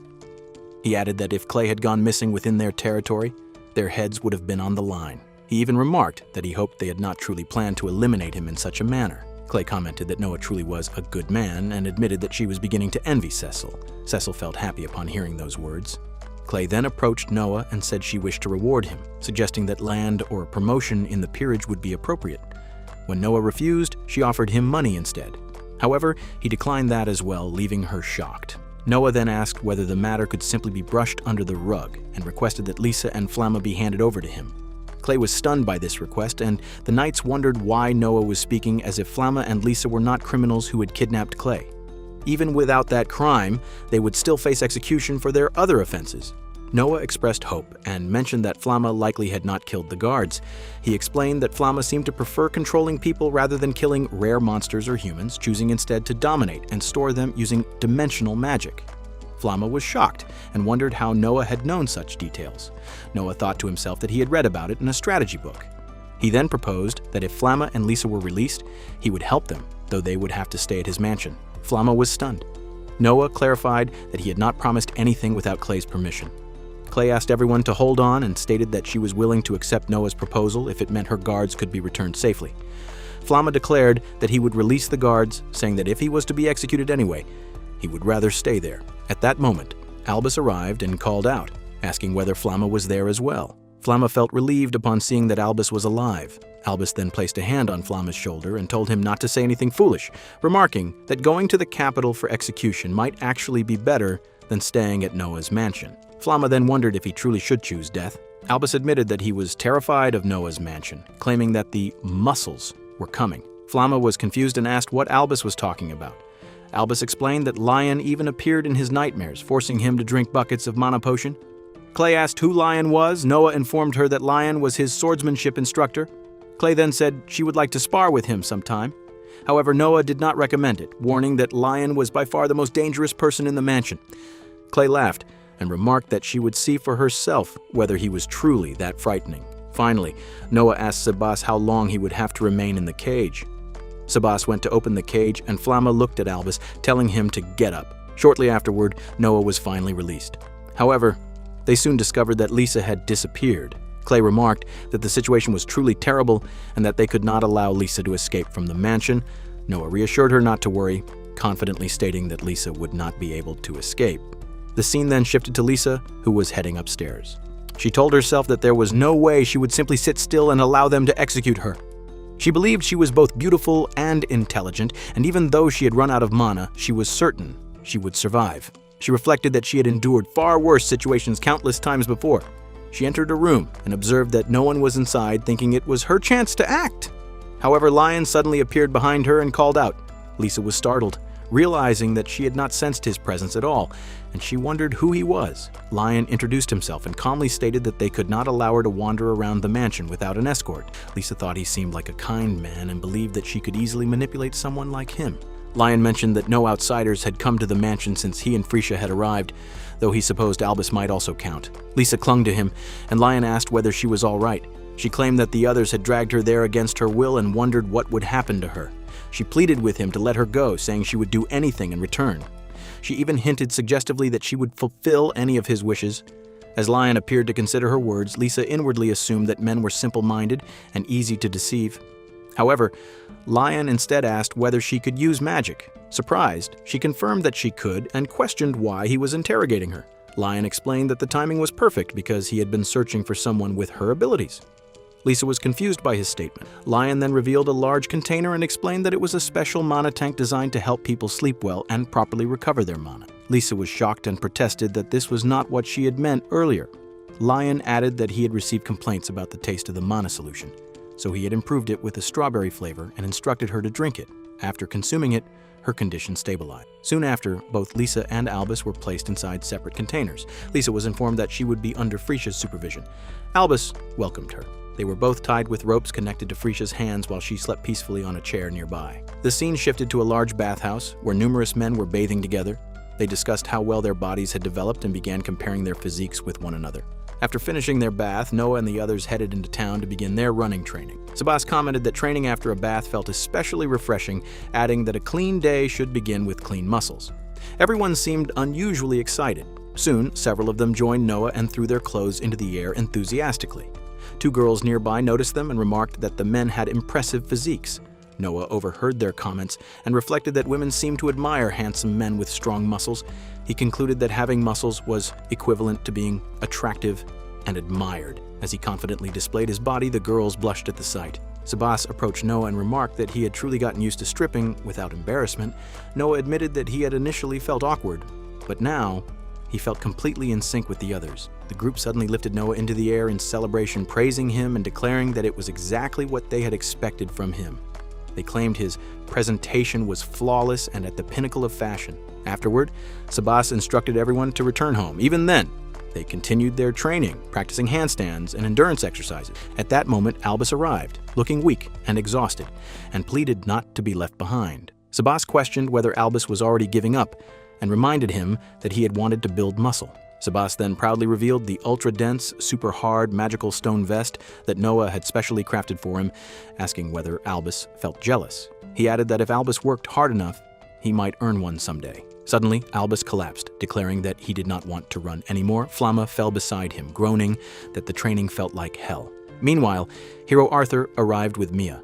Arthur mentioned that he had often heard about the so-called Muscle Troupe and had come to the city hoping to see them. When Noah heard that title, he wondered whether they had become something the Francis territory was famous for. He introduced them as the Muscle Troupe and asked why Arthur was searching for them. Arthur became visibly excited and approached Noah, commenting that his muscles were remarkable and asking if he could touch them. Noah agreed, though he reminded himself that Arthur was the hero and technically should not be there. The others protested playfully, saying it was unfair and inviting Arthur to examine their physiques as well. Meanwhile, Mia seemed slightly overwhelmed and admitted she could not keep up with the chaotic energy around her. Suddenly, she noticed Albus sitting nearby, which startled her. She wondered whether Albus had not gone off to kill a noble. Albus was equally surprised to see her and remarked that he had assumed she had gone to kill the hero. Mia revealed that she had actually lost to the hero, while Albus confessed that he had lost to Noah. Albus jokingly speculated whether the hero had kept her as a pet. Mia then thought the same might be true for Albus. One day, Noah sat down to write a letter to his father. In it, he inquired about his father's health and mentioned that he had been diligently training his muscles, practicing magic, and continuing his swordsmanship lessons. He also wrote that they had made several new friends at the mansion and that life there was becoming livelier with each passing day. After finishing the letter, Noah realized later that night that no one had eaten yet. He wondered why they had not all gathered for dinner together. Sabas asked whether Noah was certain about that, and Noah agreed that sharing meals would make things more enjoyable. From then on, they began having their lessons together and eating dinner as a group. However, during one such meal, as the conversation once again revolved around muscles, weight, and protein intake, Kiara grew irritated and remarked that Noah never talked about anything other than muscles. Later, Noah added another line to his letter, telling his father that the mansion had truly turned into a sea of endless smiles. Eventually, the day arrived when Noah and his group had to depart for the capital. However, Noah had no idea that he had already altered more than half of the original game's storyline. The scene shifted to a few days before their departure. Teacher Frecia stood before Lisa, Flamma, and Albus and asked what they thought of Noah. Flamma answered first, describing Noah as a crazy boy who swung his sword with brute force while barely wearing any clothes. Albus added that Noah was muscle-headed and had a habit of suddenly stripping for no apparent reason. Lisa commented that Noah was nothing more than a brat. Frecia then turned toward Noah and remarked that, as he could see, they were all in agreement and were demanding better working conditions. Noah responded that perhaps they should be saying all of that to Lion instead of him. However, Frecia questioned whether Noah truly believed Lion would listen to anything they had to say, describing Lion as a stone-faced demon with zero human empathy. At that very moment, Lion appeared and calmly asked what they were discussing. Frecia was startled, and immediately Lisa, Albus, and Flamma jumped to their feet, hurriedly declaring that they loved their live-in workplace. They insisted that it was incredibly fulfilling and felt like a dream come true. Frecia grew irritated at their sudden change of attitude. Lion merely smiled at her and asked whether she was unhappy about helping Noah grow stronger. She quickly denied it, but Lion dragged her away shortly afterward to make her drink a large quantity of potion. Meanwhile, Sabas commented that they would surely miss Noah after his departure. Noah replied that he felt the same, admitting that he had grown used to the territory. He also recalled how difficult the entrance exam preparations had been for him. Soon after, a man arrived with his wife and child. Noah recognized the man as a former guard from his territory. The man apologized once again for the previous incident. Noah reassured him that he had already said it was fine. The man also apologized to Kiara before explaining that he had heard Noah would be leaving the Francis territory for some time. That was why he and his wife, who had once been his best friend, had come to see Noah off. Noah was genuinely pleased. He expressed surprise upon learning that the man's former best friend was now his wife, but stated that he was glad they had found happiness together. The man thanked Noah sincerely, saying that because of his support, their lives had become much easier and that he could not be more grateful. However, as Noah prepared to leave, the man requested permission to help defend the territory in his absence. Noah responded that he had made mistakes in the past and that they had been right to blame him rather than thank him. Noah then lifted the man's child gently and stated that if they truly wished to protect the territory, he would entrust it to them. The man pledged with all his strength that he would defend the land with his life. Noah seemed displeased by such a statement and remarked that it was irresponsible to speak so lightly about dying, especially when the man had a child to care for. The man apologized once more. Lion observed the interaction silently and thought that Noah's charm seemed to work even on babies, reinforcing his belief that Noah was exceptional. Finally, Noah, Kiara, and Sebas departed. Even during the carriage journey, Noah did not neglect his training. Whenever the carriage stopped, he practiced diligently and, with Sebas's help, defeated monsters along the way. After a long journey filled with continuous training, they finally arrived at the capital. After arriving, they stepped out of the carriage at the garage. Noah remarked that it had been reassuring to have her accompany them throughout the journey. Sebas revealed that Noah's father had already prepared a mansion in the capital for all of them to stay in. Hearing this, Noah felt genuinely pleased and said he would need to send his father a proper letter of thanks.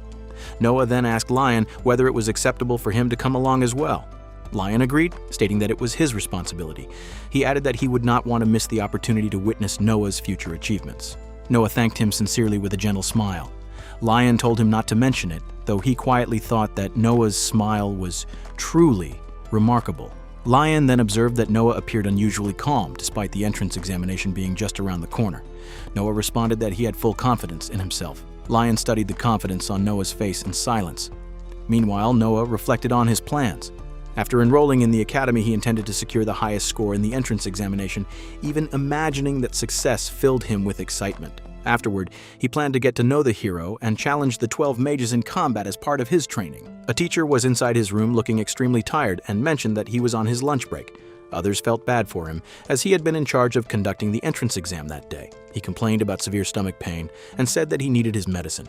Although he had been happy to finally become the magic plant professor at the prestigious Absolute Academy, what he believed to be his big break, he was furious with Noah for ruining everything by treating the principal's precious Morsuous so horribly. He then decided that he would go home for the day and end everything there. Suddenly, a lady appeared behind him and called out to him, startling him. He turned around and saw that it was the principal. She informed him that he had not yet submitted his report on the entrance exam and instructed him to proceed with it, mentioning that she was busy. The teacher hesitated before recalling the details of the entrance exam. He remembered that the contents were quite simple. Within 4 days, the students had to obtain a key from a monster known as Morsuous. However, they needed to understand that those creatures were not something students could easily confront. While they could fight head-on, they were expected to think creatively and ambush the monsters while they slept. They were allowed to set traps or use any method necessary, as their scores would depend on the techniques they employed. He had raised his hand to signal the start of the exam and had glanced at Noah, thinking that he was a notorious troublemaker trying to enter without offering a bribe, which he found surprising. He had assumed that Noah would probably fail. One boy entered the forest confidently, declaring that he had previously hunted a monster over 2 meters long, though in reality he knew that the guards had done most of the work. Eventually, the Morsuous appeared before the students, causing some of them to panic. They were expected to steal keys from such terrifying monsters, which seemed nearly impossible to them, and many of them began running away. The teacher observed the situation and remarked that it was not good. One of the students pointed out that due to the Morsuous' speed and size, it would not be able to turn properly.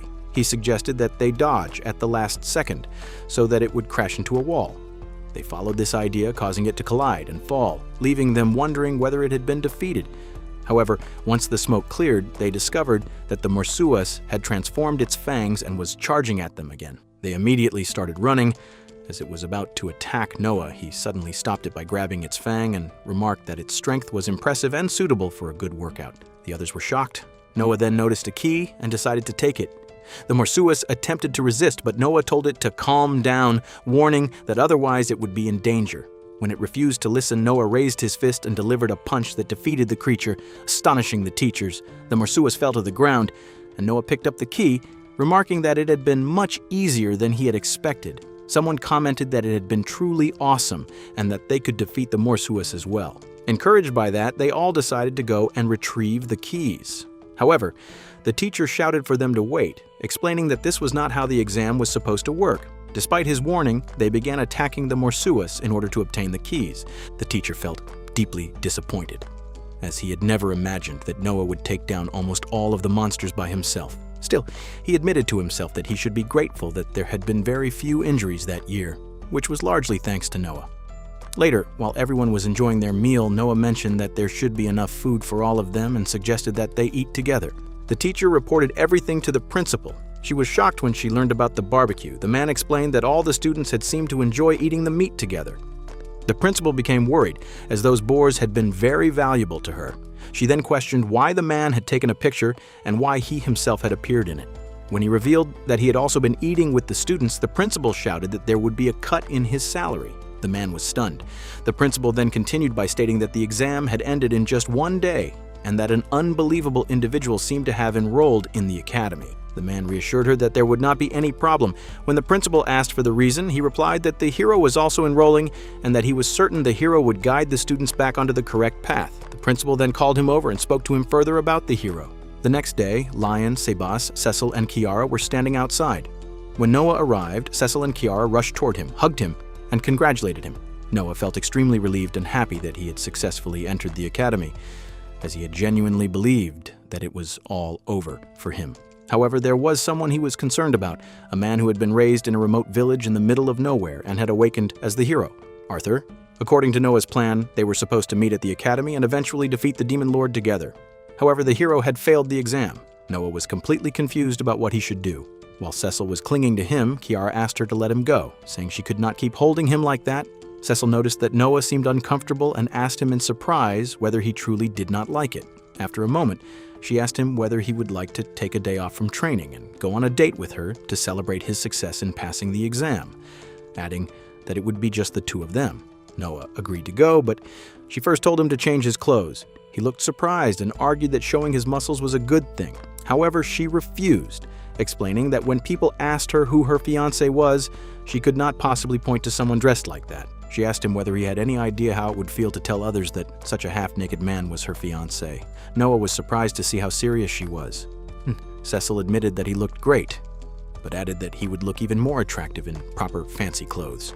Because of that, the two of them went to a clothing store. As they browsed through different outfits, Cecil commented that it was difficult to reject so many nice clothes and briefly considered calling Kiara for her opinion. However, she quickly changed her mind, reminding herself that it was their date and that no one else should interfere. She asked Noah to try on one of the outfits, but he insisted that he was fine as he was. Suddenly, they heard a commotion outside. When they stepped out, Noah saw a thief pushing an old woman and running away with her belongings. He told Cecil that he would be back shortly and used a flash step to chase after the thief. Before he could reach him, however, Arthur appeared in a flash of light and kicked toward the thief. At the same moment, Noah threw a punch and their attacks collided, causing both of them to fall to the ground. Noah was shocked and wondered who that person was who had moved faster than him. Arthur, on the other hand, was equally stunned by Noah's strength. As the thief tried to get up and escape again, Cecil stepped in and struck him at the neck, knocking him down. She scolded him, saying that he should not steal from others.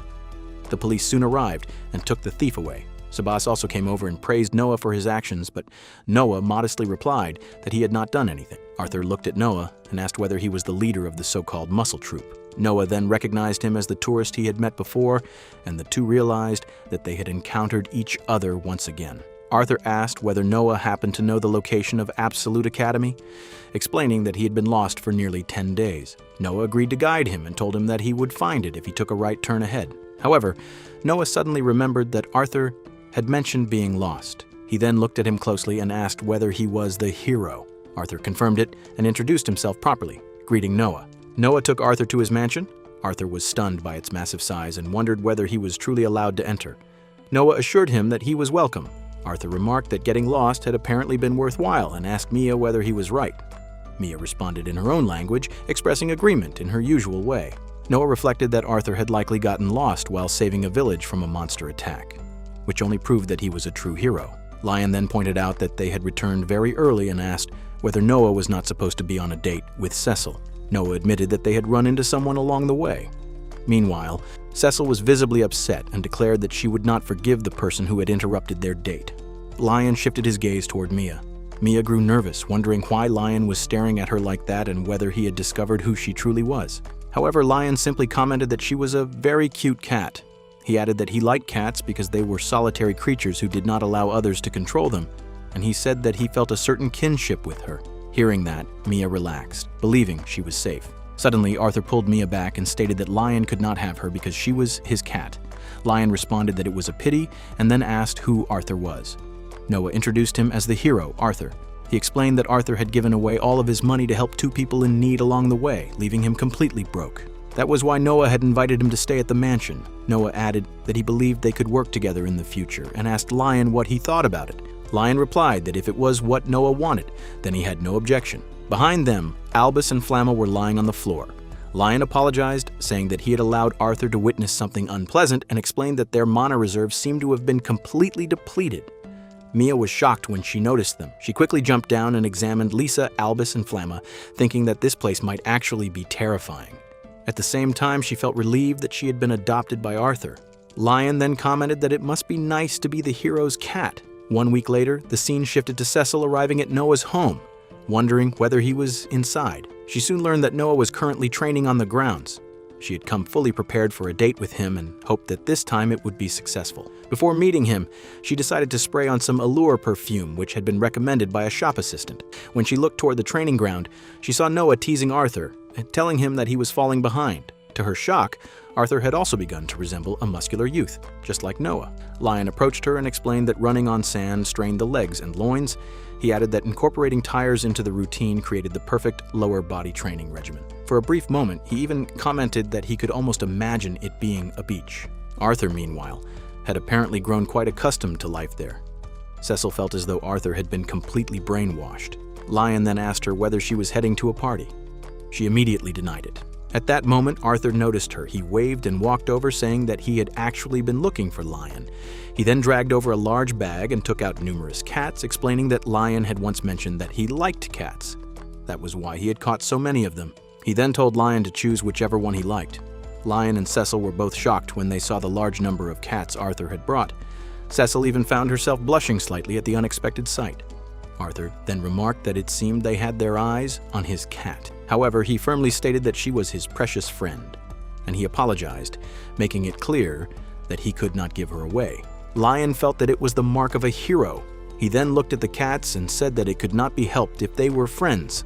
Suddenly, he turned toward Mia, and Mia rushed to strike the nearby box. Arthur called out to Lion and asked who the strongest person in the mansion was.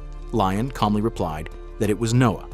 Arthur wondered whether the favoritism toward his apprentice was already excessive, but Lion told him that he would understand soon enough. Teacher Freesia asked Noah if he was sure that she could use all the mana she had left, and she warned him not to blame her for what might happen.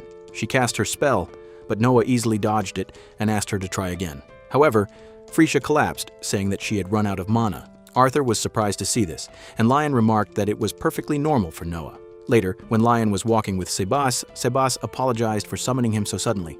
Lion replied that he did not mind, since it concerned Noah.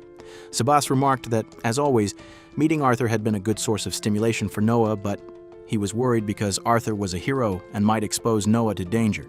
Lion responded that Noah was strong and that he was sure Sebas believed the same. It was simply parental love that made him anxious.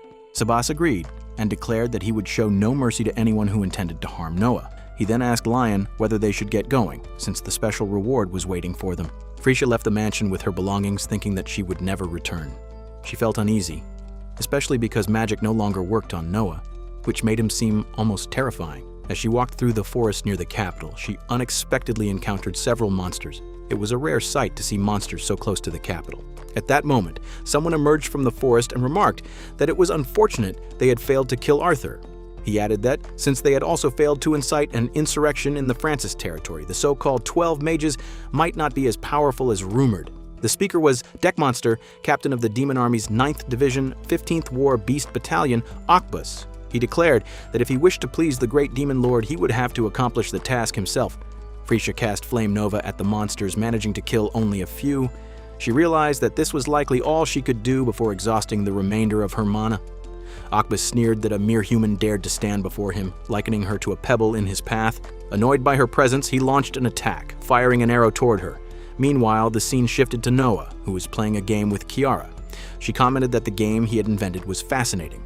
When she asked whether he wished to give up, Noah refused. However, inwardly, he thought that he truly wanted to chase after Freesia when he learned she had left. Since Lion and Sebas had already rushed ahead, he felt he did not need to worry. After making a decisive move in the game, Noah shocked Kiara, who exclaimed that it was an incredible comeback and begged him to stop. Salva finally reported that they were now outnumbered, estimating that approximately 329 monsters were heading toward the mansion. Just before Okbus's attack could strike Freesia, Lion arrived, lifted her out of harm's way, and dodged the blow. He told her that the situation had occurred because she had recklessly run off. Frisha was stunned to see him. Lion set her down and instructed her to stay put. He reprimanded her for entering the forest with so little mana and getting attacked by monsters, calling her behavior disgraceful for a teacher. Frisha apologized. Lion handed her a bucket filled with potions and told her to drink them and return to the mansion. Without saying anything further, she began drinking and noticed that the potion tasted like banana. Lion reminded her that their mage had been entrusted to her care. Okbus mockingly referred to Lion as the lapdog of the Francis family. He declared that he would deal with Lion personally and ordered the monsters to advance toward the mansion. Suddenly, Sebas appeared and blocked their path, declaring that he would not let them pass. He then unleashed the Session technique, critical Hades striking down the monsters surrounding him. After defeating several monsters, an even larger horde began to gather around them. Sebas observed that they were in serious trouble and admitted that even the two of them might not be able to handle such overwhelming numbers. Lion then asked Sebas if he could keep a secret. Without further explanation, he removed his shirt, revealing strange patterns engraved across his body. Moments later, he unleashed his power. From his chest, a gigantic and terrifying hand emerged, causing him intense pain. Okbus stared in shock, unable to believe what he was seeing. He wondered whether Lion was truly human. Lion replied that he was indeed human, just not an ordinary one. Okbus immediately ordered the remaining monsters to attack Lion.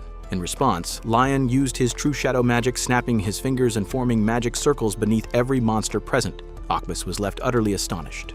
Lion then unleashed dark fireworks, igniting the monsters and destroying them in a massive explosion that wiped them out instantly. Now genuinely alarmed, Okbus watched as Lion calmly stepped closer, remarking that he was the only one left. Sebas asked Lion to leave the rest to him. Okbus shouted that he served the great demon lord and would never heed the words of humans. He charged forward, declaring that he would crush them. Sebas muttered that the situation was troublesome and jokingly asked Lion whether they should combine their strength for a quick finish.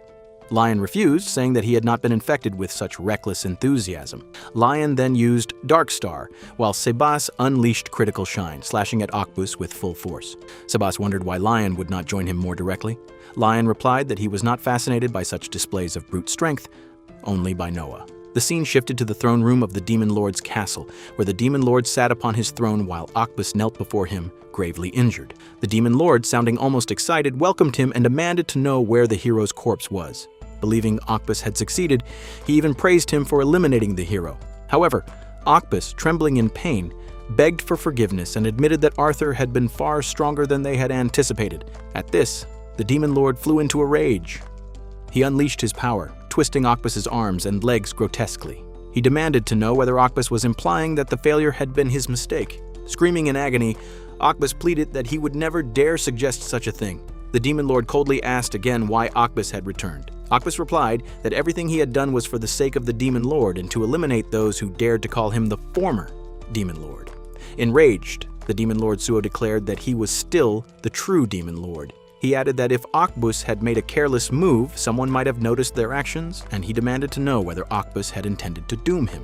Okbus desperately denied the accusation, insisting that he would never betray him. Suo then turned to Kabardi and asked where Arthur was at present. Kabardi replied that, according to their intelligence, Arthur was currently abroad on a luxury cruise ship arranged by the Magic Church. Suo remarked that Kabardi always excelled, unlike the other incompetent fools. Kabardi appeared delighted by the praise. Growing furious once more, Suo muttered that he had not seen Arthur since the day he burned that village. He swore that he would kill the hero and raise him as one of his undead servants, reclaiming his rightful title as the Demon Lord. The scene shifted to a massive cruise ship docked near the harbor. Noah stared at it with sparkling eyes, barely able to contain his excitement. Frisha, too, seemed genuinely happy, delighted that they were finally going on a trip. Flamma stood at the back, remarking that it was not so bad after all. He reflected that it was their first trip since they had been captured and admitted that he had once believed he would never escape that hell. Being alive now felt almost miraculous. As he carried some luggage, Lisa suddenly asked why he was holding broccoli and a tumbler. Flamma blinked in confusion, wondering when he had even picked them up. Albus casually suggested that perhaps Flamma had fallen victim to muscle brainwashing. Flamma immediately protested, but when he glanced at Albus's outfit, tight clothes that prominently showed off his muscles, he questioned why Albus had chosen such attire. Albus himself seemed startled, wondering the same thing. Flamma accused Albus of being the one who had succumbed to muscle brainwashing, and the two quickly descended into an argument. Lisa, thoroughly annoyed, told them to stop. Frisha then asked Lisa whether she had obtained the drinks for that night. Lisa nodded and revealed that she had also found some sweets and snacks Lion had been secretly hiding. Frisha gave her a thumbs up and told her to keep it confidential. However, Lisa soon realized that Lion had already witnessed everything from behind them. Meanwhile, Noah could hardly believe they were about to have a party on such a luxurious cruise ship right after enrolling. He thought that nobles truly lived on a different level. Cecil appeared in a stunning dress and spoke excitedly about the wonderful dance party that would take place at sea. She complimented Noah, saying he looked very handsome in his suit. Noah thanked her but wondered aloud if he could remove it. Cecil grew irritated and asked whether he had heard what she had just said. Noah explained that the suit felt extremely uncomfortable and tight, especially around the back, as if it might tear at any moment. A crew member carried their luggage and politely handed something to Noah. Noah thanked him, but as he noticed that the back of the man's uniform had already been torn, he became oddly enthusiastic, thinking it might provide him with an excuse to remove his own jacket. Cecil sighed and told Noah to warn her beforehand next time.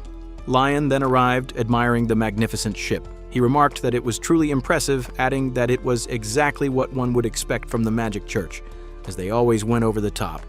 Noah learned that the Magic Church was an organization based in the capital that worshipped magic. It had long preserved and protected magic in the name of justice and power. The ship itself was embedded with magic interference ore designed to shield VIP passengers on board. If the vessel were detected through magic and attacked by pirates, it would result in disaster. Lion asked Noah to test it since Noah's presence detection ability had failed to pick up anything unusual. Noah focused and attempted to sense his surroundings. However, he suddenly became distracted by the sounds of laughter and celebration behind them as everyone else was already enjoying the party. Annoyed, Lion slammed his hand against a container and ordered them to quiet down. Once they stepped inside the cargo containers to test properly, Noah realized that he truly could not sense anything beyond the interference. He admitted that if their enemies had used such technology during their last encounter, they would have been in serious trouble. Lion acknowledged that possibility and stated that they could not allow their enemies to accomplish their objective. Noah asked what their target might be.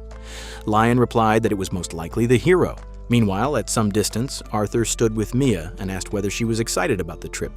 He mentioned that there would be plenty of delicious food and that they should be grateful to Noah for arranging it. A crew member approached and politely informed Arthur that they would temporarily take care of his pet until the ship stabilized.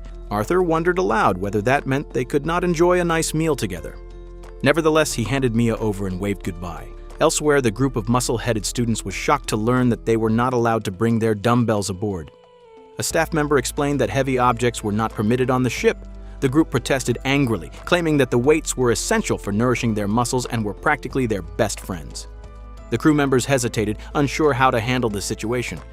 Watching the chaos unfold, Lion quietly told Noah that he only hoped they would not run into any trouble during the trip.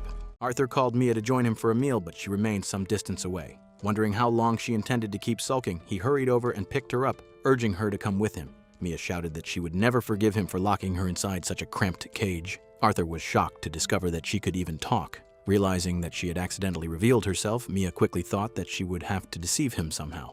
However, Arthur remained calm and suggested that they talk more from now on. The two of them then sat on a nearby bench and gazed at the sky. Arthur remarked that life had somehow become very enjoyable lately. He explained that when demons had attacked his village during his time at the orphanage, he had lost both his home and birthplace, which had been an incredibly difficult experience. He also recalled saving a group of villagers from a band of orcs. Everyone had been grateful and helping them had made him feel good. However, that was also when he had met his master.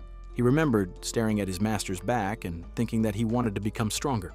Yet no matter how much stronger he became, nothing could fill the emptiness in his heart. Mia commented that Arthur had probably started smiling genuinely ever since he had met Noah.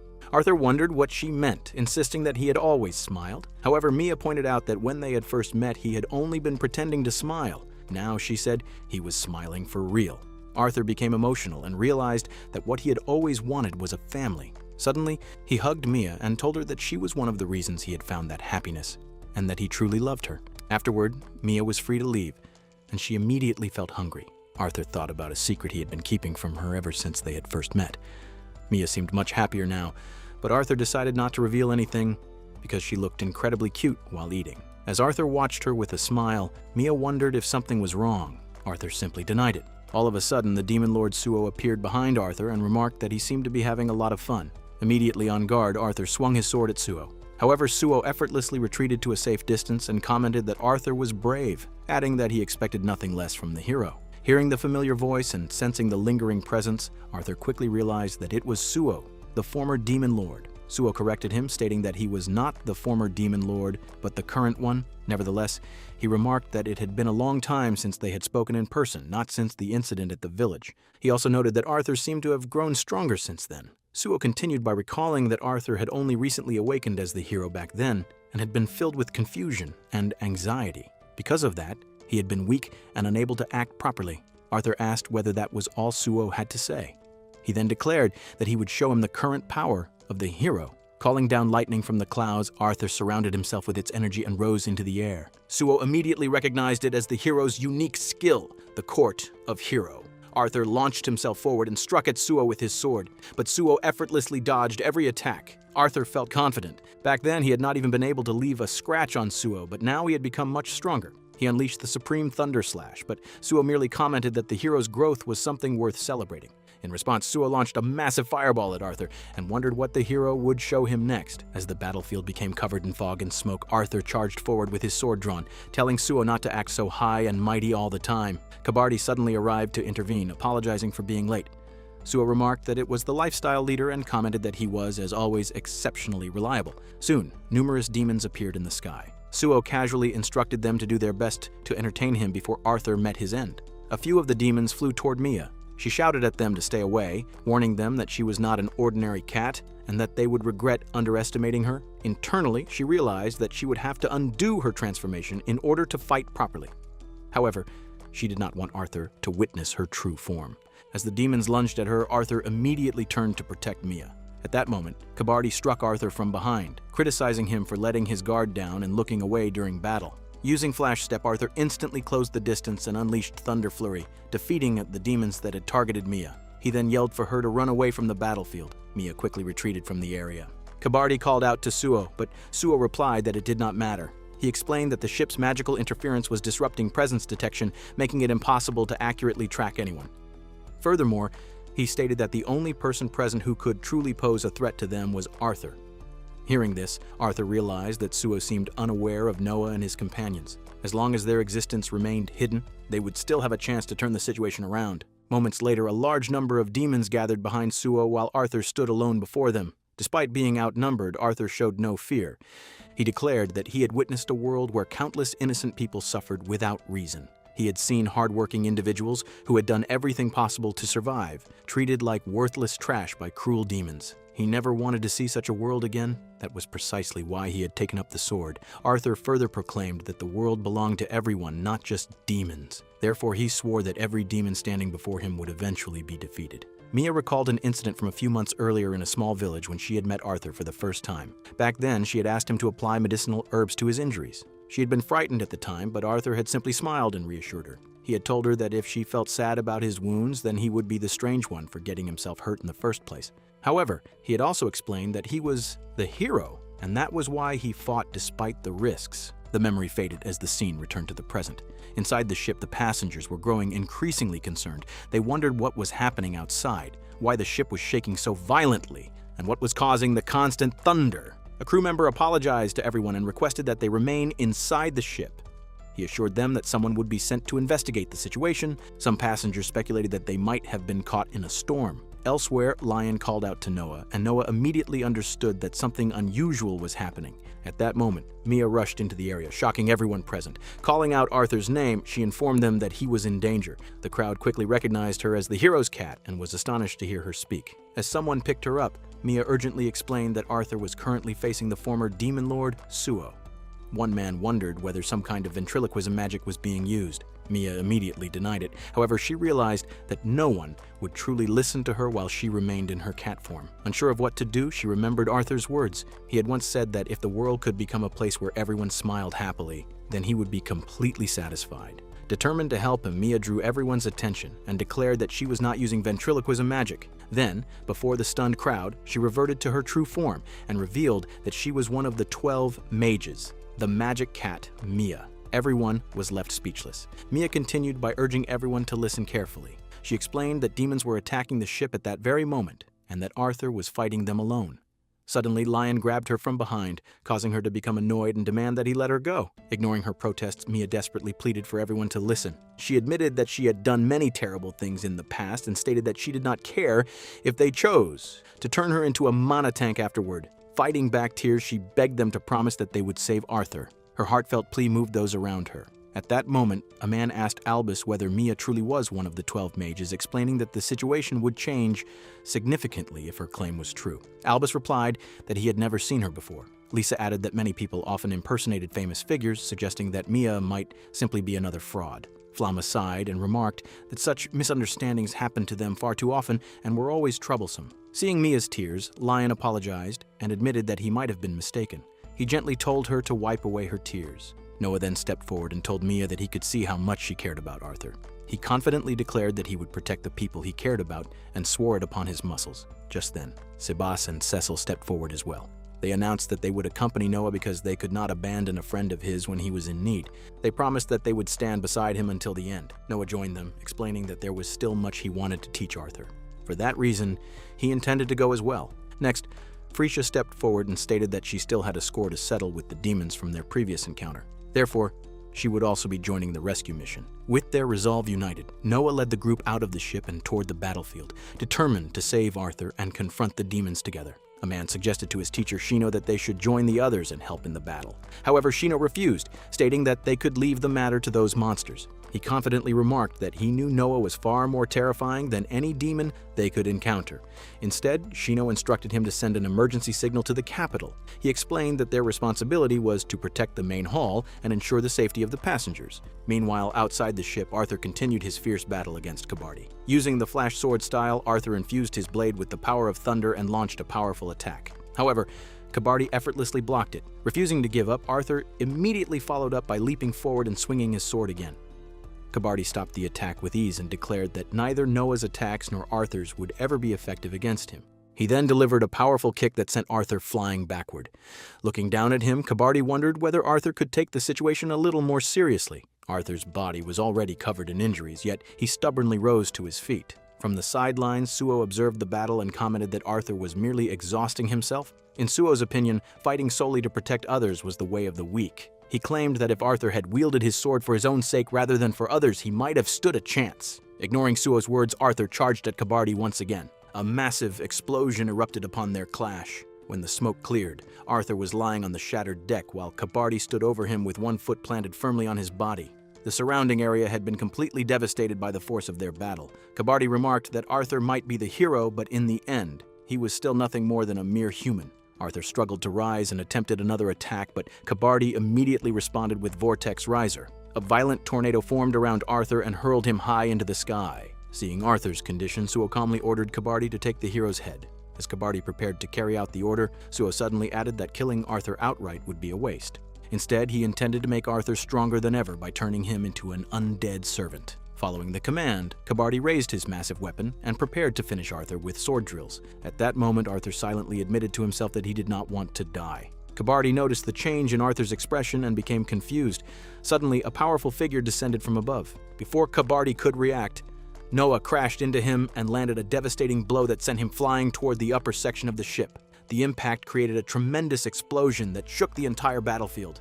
Even Suo looked surprised by the sudden intervention. Noah then turned toward Arthur and grinned. He explained that they had heard Mia's plea for help and had come as quickly as possible. Confidently, he told Arthur to leave the rest to them, claiming that his muscles were telling him exactly what needed to be done. For the first time since the battle had begun, Arthur realized that he was no longer fighting alone. As Noah tore off his coat, Sebas quickly brought him a new one. After putting it on, Noah stood before Arthur. Seeing him, Arthur wondered whether Mia had managed to reach Noah. Meanwhile, Suo asked who Noah was. In response, Noah casually remarked that he was merely a passing bodybuilder. Arthur urged Noah to step back, explaining that he intended to risk his life to wear down the enemy's stamina as much as possible. He told Noah to conserve his strength for the battles ahead. Noah was puzzled by Arthur's willingness to sacrifice himself. Arthur hurriedly told him to retreat, but instead Noah lifted him up and stated that Arthur was destined to save the world someday. He added that he believed in that future more than anyone else, and that Arthur must not die under any circumstances. Arthur was left confused. As Noah set him back down, several demons launched an attack, declaring that this would be the last day of their lives. Noah immediately kicked them away. commenting that they did not even qualify as decent leg exercises. The demons then turned towards Suo for instructions. At his signal, they all rushed forward together. Watching from a distance, Sebas remarked that he would eliminate anyone who dared stand in Noah's way. Activating critical Asmodeus, he charged forward and struck down numerous enemies. After a while, he noticed that Cecil was using Edward's sword style, along with the 7-star step technique, Starry Sky Flash. Suo observed that the humans possessed some power after all, and remarked that he would acknowledge that much. However, he was surprised to see several demons bound in chains and heavily injured by Sebas. Cecil declared that she would clear a path for Noah and that it would be interesting to see how far he could advance against such overwhelming numbers. At that moment, Noah's muscle-headed team arrived, shouting for him not to forget about them. They crushed a large group of goblins with ease. One of the demons stared at them in disbelief and wondered whether those people were actually monsters. Elsewhere, Lion cast shadow magic, Black Abyss, causing several demons to be swallowed by the darkness beneath them. As he did so, he casually remarked that he wished everyone would calm down a little. Suo was startled when he saw the shadow magic. The sight filled him with nostalgia, and he admitted that he had never expected the group to possess a shadow magic user. He then ordered Kabardi to defeat Lion. Kabardi immediately accepted the command, promising that he would not disappoint Suo again. As Noah advanced, one of the demons angrily declared that they had been chosen to serve Suo and questioned how a mere human could defeat them so easily. The demons prepared to attack him, but before they could move, Freesia stepped forward from behind Noah. Annoyed, she stated that the arrogance of demons truly irritated her. She added that the demons had already ruined her precious vacation. She complained that she had been about to hit the jackpot at the casino, but their commotion had caused her to lose a massive bingo game. Therefore, she declared that she would burn every last one of them to ashes. With those words, Freesia raised her hand and created a gigantic wall of fire around the ship, causing the demons to panic. Sebas remarked that Freesia's wrath was amplifying her mana to the point where it could burn through anything. He added that it was exactly what one would expect from her, the Wizard of Fury. Freesia then unleashed Sunflare Inferno, engulfing the demons in blazing flames and burning through their ranks, while Noah continued advancing towards Suo. Suddenly, Kabardi stepped forward and declared that he would not allow Noah to approach Suo. Before he could do anything, however, Lion slashed through Kabardi's arm. Furious, Kabardi demanded to know how Lion dared to stand in his way. Lion calmly replied that Noah was too pure to fight someone as dirty as Kabardi. Kabardi angrily declared that he would deal with Lion first. Meanwhile, Noah finally arrived before Suo. Suo introduced himself and Noah did the same, before confidently stating that he would show Suo just how strong they truly were. He added that he was placing all his faith in his muscles. Activating his strength-enhancing abilities, Noah dramatically tore away the remainder of his clothing to reveal his perfectly sculpted physique. Suo stared at him for a moment before commenting that he was an incredibly perverted meathead. Noah wondered why that was supposed to be an insult, and remarked that he should probably thank Suo for the compliment. Sebas arrived beside him and commented that Suo still failed to understand the true wonder of muscles. Noah then charged forward and struck at Suo with his katana. Suo caught the weapon's sheath, but the opening allowed Noah to draw the blade and slash at him. Suo found the attack interesting, but he quickly retaliated with a powerful kick that sent Noah flying backward. Suo then declared that it was his turn to attack and wondered how Noah intended to deal with what was coming next. He unleashed countless beams of energy toward Noah. Noah desperately blocked and dodged the barrage, but Suo soon created an even larger beam and fired it directly at him. Refusing to give his opponent the opportunity to continue, Noah used Flash Step and bent backward at an impossible angle to evade the attack while declaring that he would not allow Suo to fire another shot. Suo was genuinely surprised by Noah's speed. However, when Noah launched another attack, his sword shattered upon impact. Suo remarked that it was a shame, explaining that no ordinary sword was capable of harming his body. Undeterred, Noah abandoned his weapon and threw a devastating punch. The blow struck Suo directly and sent him crashing into the river below. The surrounding demons stared in shock, unable to believe what they had just witnessed. Sebas proudly declared that muscles were the strongest weapon of all and that they could pulverize anything. The demons continued staring at Noah. When Cecil finally arrived, she immediately noticed how much he had changed. The aura he emitted felt overwhelmingly powerful, far stronger than before. Noah sensed Suo's approach. In the next instant, Suo appeared at incredible speed and launched a powerful strike at him. Noah managed to block the attack, but Suo declared that it was payback. He then used Clazeroas' void magic to assault Noah. At the same time, he tore apart sections of the ship and hurled them toward him, declaring that he would make sure Noah remained trapped beneath the river until he died. Noah struggled against the relentless assault. The others watched anxiously and wanted to rush in to help him, but Suo merely mocked them, wondering whether they were some kind of clown troupe before dismissing them as idiots. Refusing to stand by, Cecil charged at Suo and unleashed the advanced sword technique, 3-star Twin Flash. Her blade struck him, but she immediately realized that the attack had barely affected him. Enraged, Suo summoned countless blood vampiric bats. As the creatures swarmed towards Cecil, Sebas stepped in front of her and shielded her from the attack. The collision caused a massive explosion, the shockwave so powerful that people were thrown into the air. When the smoke finally cleared, Cecil saw that Sebas had used his own body as a shield and had suffered severe injuries in the process. Overwhelmed with guilt, she blamed herself and repeatedly apologized while staring at the wounds on his arm. Sebas understood all too well the anger and fear she felt whenever Noah was hurt. However, he calmly explained that anger was nothing but a burden. He told her to remain calm and trust Noah because Noah was far stronger than anyone realized. As he struggled to stand, Sebas jokingly remarked that when he was younger, such a pathetic attack would not even have made him flinch. He then complained that growing old was truly a terrible thing. Suo clicked his tongue and called Sebas the most irritating person present. Without hesitation, he created a gigantic sphere of dark energy and launched it at Sebas. Just as the attack was about to hit, Albus stepped forward and erected an incredibly dense magic stone shield in its path.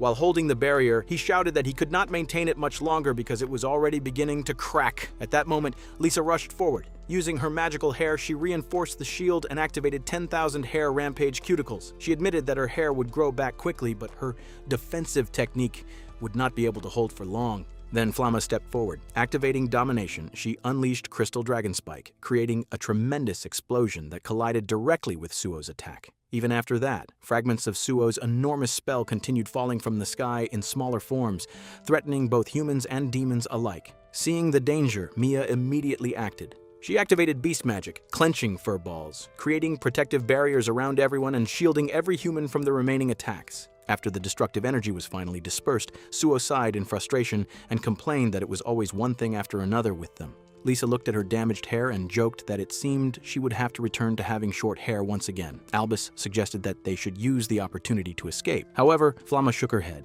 and reminded him that they were still aboard a ship. Mia also refused to retreat, declaring that she would protect Arthur's home no matter what. Witnessing everyone risking themselves for one another, Cecil became emotional. Despite everything, the demons remained ruthless. They suggested that they should focus their attacks on the wounded instead. Cecil immediately stepped forward and told Sebas to stay back and watch. Drawing her sword, she declared that the true essence of Edward's sword style was protection. Therefore, she would not allow the demons to take away a single person while Noah was fighting. No matter what happened, she vowed that she would protect everyone until Noah returned. The moment Suo observed Cecil's swordsmanship, he recognized it as a defensive style. To him, such a protective sword art was dull and meaningless. He believed that pitiful techniques like those stood no chance against his overwhelming power. As he moved to attack, Cecil immediately responded with Edward-style swordsmanship, protection of the vast starry sky. A powerful barrier formed around her allies, shielding them from harm. A tremendous explosion erupted upon impact, leaving everyone momentarily confused. When the smoke cleared, Suo noticed a wound on his body. He remarked that it was the second time he had been injured during the battle. Filled with rage, he struck Cecil with tremendous force, sending her crashing into a wall. The others watched in alarm. Suo coldly declared that all of them were nothing more than eyesores and that he would wipe them out completely. At that moment, Frisha rushed to Cecil's side and desperately called for her to wake up. Without hesitation, she unleashed Blaze Citadel against Suo. However, Suo merely scoffed and declared that he would crush her. Frisha quickly realized that she would not be able to complete her attack in time. In the next instant, Suo unleashed Catastrophe Palm. A massive explosion shook the battlefield and Frisha was sent flying, suffering severe injuries. Now both Cecil and Frisha lay wounded. As Cecil struggled to remain conscious, her thoughts drifted toward Noah. She remembered how hearing his voice had always filled her with courage. Because of him, she had been able to smile genuinely for the first time in her life. More than anything, she wished she could hear his cheerful voice just one more time. A faint smile appeared on her face. Noticing this, Suo approached her and demanded to know why she was smiling. Cecil weakly asked whether he could hear it. Confused, Suo questioned what she meant. She told him to listen carefully and see if he could hear Noah. Suo focused for a moment.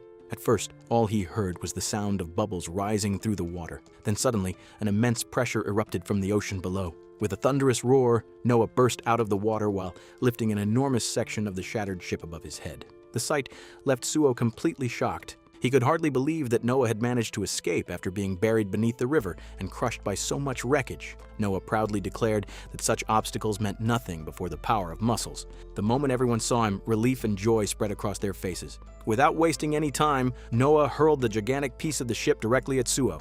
The massive projectile crashed toward him with overwhelming force. After launching the attack, Noah immediately rushed to Cecil's side and gently picked her up. Looking toward Suo, his expression grew serious. He declared that Suo would pay for hurting everyone. Judging by the look on Suo's face, Noah remarked that it seemed his opponent had been enjoying himself far too much. Suo was shocked to see that Noah was completely unscathed and remarked that he was a very peculiar man. Ignoring the comment, Noah asked Cecil to hold on tightly. He then combined his space magic with flame magic, unleashing a powerful combination of firebomb and Ignis blow. Suddenly, Suo appeared behind Noah and told him not to get too full of himself. He immediately unleashed a massive explosion. However, Noah used Flash Step to move behind Suo and landed another powerful punch, sending him flying high into the sky. Noah thanked Cecil for ensuring that no one had died and admitted that he was truly grateful that she was his fiancée. Afterward, he gently placed her aside and told her to rest while he finished the battle. He then flew upward to confront Suo once again. As Noah approached, Suo continued attacking him with his magic, claiming that since Noah could not freely maneuver in mid-air, there was no way for him to dodge the incoming attacks. Suo released a barrage of magic, but Noah stated that he had no intention of dodging and would simply take the attack head-on. When the attack vanished, Suo was astonished and wondered if Noah had actually headbutted such a powerful concentration of magic. Using wind magic to propel himself forward, Noah closed the distance and attempted another punch. However, Suo easily dodged and pointed out that no matter how strong Noah was, his strength meant nothing if he could not land a hit. Suo then launched a counterattack, but Noah grabbed hold of him and declared that he would not let him escape, as this was revenge for what had been done to Cecil. Noah followed up with a devastating attack using Steel Muscle Sky Crash of Atomic Franken. The strike cracked Suo's neck and slammed him violently onto the boat below. The demons watched in horror as Suo lay on the ground. Despite his injuries, he activated Void Chaser, causing several mysterious blades to appear in the sky. Noah immediately realized that the ability resembled space magic. Knowing that the weapons were dangerous, he resolved not to let them touch him. As the blades rushed toward him, he dodged repeatedly. When one of them struck a nearby demon, the demon instantly disappeared, leaving Noah confused. Noticing his reaction, Suo explained that void magic was a superior version of the space magic Noah used. He further stated that the blades would automatically pursue their targets and that anything they touched would be completely annihilated. Suo proudly added that void magic was a unique power possessed only by him. In his view, Noah stood no chance against him, as he could neither evade the blades forever nor successfully land a hit on him. Noah casually grabbed one of Suo's blades with his bare hand and crushed it. He then asked Suo whether he was finally finished. Suo was stunned by what he had just witnessed. He could hardly believe that Noah had destroyed one of his void blades with nothing but his bare hand and wondered if he had merely imagined it. At that moment, Lion arrived and informed Noah that he had successfully captured Kabardi and that they now had a new mana tank. Suo was further shocked when he saw Kabardi trapped inside a box. Kabardi complained that Lion was practically a devil and warned Suo to be careful around him. Lion appeared surprised that Kabardi was still capable of speaking despite his condition. Noah praised Lion, commenting that he was truly amazing. Suo found it impossible to accept that Kabardi, a powerful demon, had been defeated by a mere human. The realization filled him with overwhelming rage. Furious, he declared that he would kill them all with the gigantic magical attack he had just created, a massive sphere of destructive magic that radiated immense power. Suo unleashed the massive sphere of magic toward Noah. Lion watched in concern, but to everyone's surprise, Noah caught the attack with his own strength. Although he struggled to hold it back, he remained standing. Seeing this, Suo declared that Noah should finally face reality, insisting that there was no way humans could ever defeat demons. However, Noah calmly replied that the attack was actually the perfect weight he had been looking for. Enraged by the remark, Suo warned him not to mock him, claiming that he could easily create another attack just as powerful. While Noah continued struggling against the immense force, the others arrived and announced that they were still capable of fighting. Shun was surprised to see everyone gathered there. Their presence renewed his confidence, and he stated that he trusted them to watch his back. Standing alone against the group, Shun declared that he would show them just how hopeless the difference in power between them truly was. He mockingly asked why they did not get back up and continue facing him. Meanwhile, the demons became increasingly worried. They realized that if Kabardi had already been defeated, then they themselves might be in serious danger. Some of them suggested retreating, although they were still concerned about abandoning Shun. Others pointed out that they had never sworn loyalty to him in the first place and agreed that withdrawing would be the wiser choice. Hearing this, Shun furiously attacked the demons, calling them useless idiots. He shouted that every one of them was incompetent and that he had no need for worthless subordinates. In his rage, he activated void magic and summoned an enormous number of blades throughout the sky. He then declared that he would destroy everyone with a technique known as Judgment Dimension. Sabas immediately recognized the spell and explained that it was the same magic that had previously absorbed objects into another dimension. However, there were now far more blades than before. When everyone realized that Suo intended to kill not only his enemies but also the demons themselves, the demons immediately fled in terror, shouting that they had no desire to die. They rushed toward Noah's position, hoping to find shelter from the attack. Watching the scene unfold, Noah reflected on Suo. He believed that Suo had once been an incredible individual long ago but had become frail and weak with age. In Noah's eyes, Suo was now nothing more than a bitter man clinging to his former glory and power, frustrated by a world he could no longer control as he once had. Noah understood that Suo had failed to keep up with the changing times. He concluded that someone needed to stop him and teach him the reality he refused to accept. That responsibility had to be taken by someone capable of standing on equal footing with him. Suo then screamed at Noah to disappear from his sight. In response, Noah used fire magic to enhance his body and launched himself forward. Declaring that he would be the one to stop Suo, he delivered a devastating kick. The impact was so powerful that Suo was sent crashing into the ship. As he slowly rose to his feet, he stared at Noah in disbelief and wondered what kind of person he truly was. Noah calmly replied that he was merely a villainous noble who happened to enjoy muscle training. As the sun began to rise over the horizon, Noah stepped forward and challenged Suo to continue. He confidently declared that he would take on whatever attack Suo chose to throw at him. Suo was confused and wondered why things had turned out this way. He questioned where everything had gone wrong. His thoughts drifted back several hundred years to Dragnia, the continent of demons. It had been a dark era in which countless demons fought for the position of Demon Lord. They constantly bared their fangs at one another and spilled blood in endless conflicts. As far back as Suo could remember, that land had been nothing less than hell. During that time, a demon approached Kabardi and informed him that he had brought several slaves for him. After examining them, Kabardi remarked that they did not look particularly useful and doubted that they would ever earn their keep.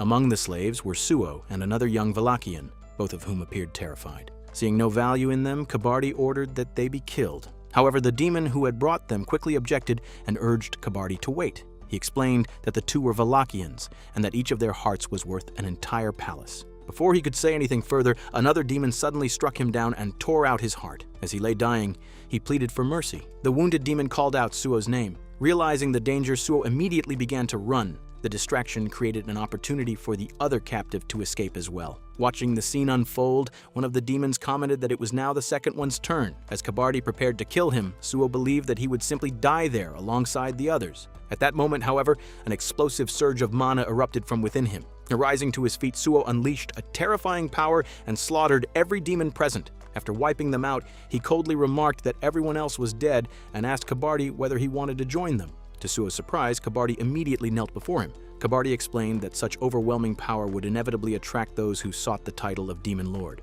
However, he also stated that if Suo wished it, he possessed the potential to become the Demon Lord himself. The scene then returned to the present. Noah continued battling Suo, unleashing Ignis Blow Tempest. The spell created two gigantic flaming hands that repeatedly hammered Suo with devastating punches. As he endured the relentless assault, Suo reflected on Kabardi's words. He wondered whether he had ever truly desired to become the Demon Lord. Even after all these years, he still did not know the answer. The only thing he had ever truly wanted was to survive. After being battered by Noah's attacks, Suo slowly rose back to his feet. He declared that he was nothing like humans. He then activated Magic Crystal Body and transformed into a new form through Omega Regenesis. A tremendous amount of power surged from his body as his appearance changed. Staring directly at Noah, Suo proclaimed that the countdown to Noah's demise had finally begun. Noah called out to Freesia, and she immediately understood what he intended. She stated that all she needed to do was send him flying. Noah created several magic circles while Freesia combined Flame Nova with spatial magic. Using Flash Step in conjunction with the spell, Noah launched himself forward at incredible speed. To everyone watching, it appeared as though he was flying through the air. As he accelerated, Noah declared that he would surpass his limits and unleash his true strength. The spectators cheered for him. Sebas observed that Noah was pushing his muscles far beyond their natural limits and commented that such a feat was extremely reckless. Lion told Sebas to calm down and simply trust Noah. Sebas was momentarily confused by the way Lion referred to Noah, but he chose not to dwell on it. As he rushed toward his opponent, Noah reflected that it was only natural that the world would not always unfold according to his wishes. After all, the world did not revolve around him. However, after his reincarnation, he had gained people who believed in him. He had also found someone he loved. He had saved people who had once been beyond saving and had gained a family and friends along the way. Because of that, he no longer feared change. Accepting those changes was what had allowed him to truly accept his life as Noah. Drawing strength from his muscles and the trust and affection of everyone who supported him, he poured everything into a single strike. It became the fastest and strongest punch he had ever unleashed, carrying the full power of his body. Suo also prepared his ultimate attack. He declared that he would crush Noah completely and erase his very existence. Gathering all of his power, he released an attack at 135% of his maximum output. As the battle reached its climax, Suo was reminded of his past. He recalled sitting upon a throne and thanking everyone for their support, expressing how grateful he was to them. At that time, Kabardi had replied that it was nothing worth mentioning. He then asked Suo a question: why had Suo spared his life all those years ago? Remembering the past, Suo explained that he had once lived under slave merchants and endured a life that felt like hell. Kabardi had been the only person who had ever treated him differently. Suo admitted that if he had killed Kabardi back then, he would never have met such a strange and interesting demon again. That was the only reason he had spared him. Kabardi felt deeply honored by that answer. The memory faded, and Suo returned to the present. Thinking of Kabardi as an odd but treasured companion, he focused once more on the battle. Meanwhile, Kabardi watched the clash between Noa and Suo with great concern. Noa unleashed Godspeed Destruction Fist, while Suo responded with Hell of Despair. Both combatants struck with their full power. At first, Noa realized that he could not break through Suo's attack. Suo mockingly told him to enjoy his trip to the Void World. Noa felt immense pain as the opposing force pressed against him. Even so, he continued pushing forward with every ounce of strength his muscles could produce. Then suddenly, Suo felt himself being forced backward. The overwhelming power of Noa's punch broke through the attack and struck Suo directly. The impact generated such tremendous pressure that the ocean itself erupted. Massive waves surged outward, and everyone aboard the ship struggled to remain standing. Eventually, the waters calmed. As the dust settled, everyone realized what had happened. The battle was over. Despite how unbelievable it seemed, Noa had defeated the former demon lord. The crew erupted into celebration. Mia, however, casually announced that she was hungry. At that moment, Arthur arrived and called out for her. Upon seeing him, Mia immediately transformed into her animal form and rushed toward him. Arthur was delighted to see her again, while Mia quietly remarked that he looked incredibly handsome. As the celebrations continued, people began wondering where Noa had gone. Sabas guessed that Noa had likely fallen into the ocean during the final clash and suggested that they needed to find him immediately. Without hesitation, Cecil jumped straight into the sea.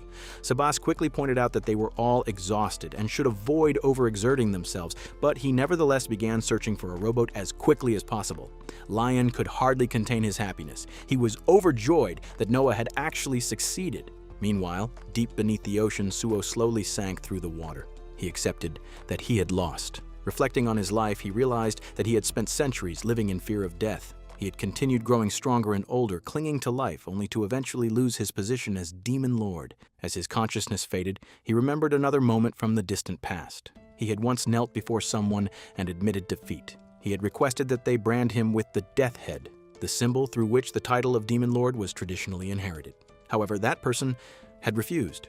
Instead, they had extended a hand and proposed that they work together to create a new era for demonkind. When Suo finally opened his eyes again, he discovered that someone was holding onto his hand. It was Noa. To Suo's surprise, Noa seemed genuinely happy to have found him. After everything that had happened, the scene shifted to Noa's house. He woke up and noticed that the weather was pleasant. He thought that if he did not get moving soon, Kiara would come looking for him. As he got ready, he reflected on how the demon invasion had caused a huge commotion throughout the capital. However, the story that the Francis family, alongside the hero, had successfully driven the demons back became widely known. Because of this achievement, the status of the Francis family improved significantly, and they received a substantial reward from the kingdom. Naturally, Arthur was also offered a reward for his contributions. However, he did not want any of it, and an exception was made in his case. Meanwhile, Sabas was training him both physically and academically in preparation for his entrance into the academy. Noa wondered whether everything was truly proceeding as everyone had expected. Before long, Kiara arrived and questioned where he thought he was going. Noa hesitantly replied that he merely wanted to move around a little before his body became rusty from inactivity. As he attempted to leave his room, Kiara wondered how he expected to exercise when he was wrapped in bandages like a mummy. Noa refused to listen, prompting Kiara to order 2 servants to bring him back inside. The 2 men lifted Noa and carried him back to his bed, insisting that a wounded person should be resting instead of wandering around. Noa protested that he was perfectly fine and asked them to let him go, but Kiara firmly refused. In the end, Noa found himself tied to the bed, leaving him utterly shocked. He complained that he could not possibly rest while being restrained like that. Kiara reminded him that the doctor had said that his internal injuries were severe and that he needed to rest for at least 2 weeks. Noa argued that nothing was hurting him anymore, but Kiara merely glared at him and warned him to get some proper rest. Realizing that further resistance was pointless, Noa reluctantly agreed. Kiara then decided to close the window, believing that he might catch a cold otherwise.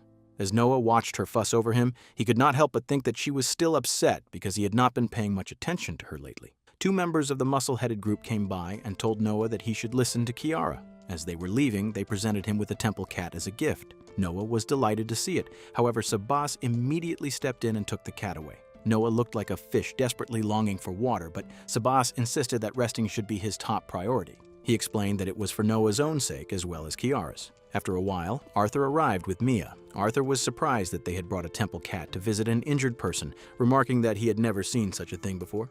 Mia added that it was not normal either. The conversation soon shifted to Suo. Neither Arthur nor Mia had any idea where Suo had gone, and Arthur wondered what had become of him. As Kiara moved to close the window, a strange bird suddenly flew into the room.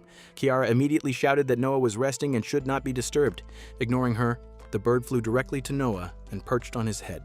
Kiara commented that no matter how many times she saw the bird, it always looked incredibly ugly to her. Noah protested that she should not say such things about it.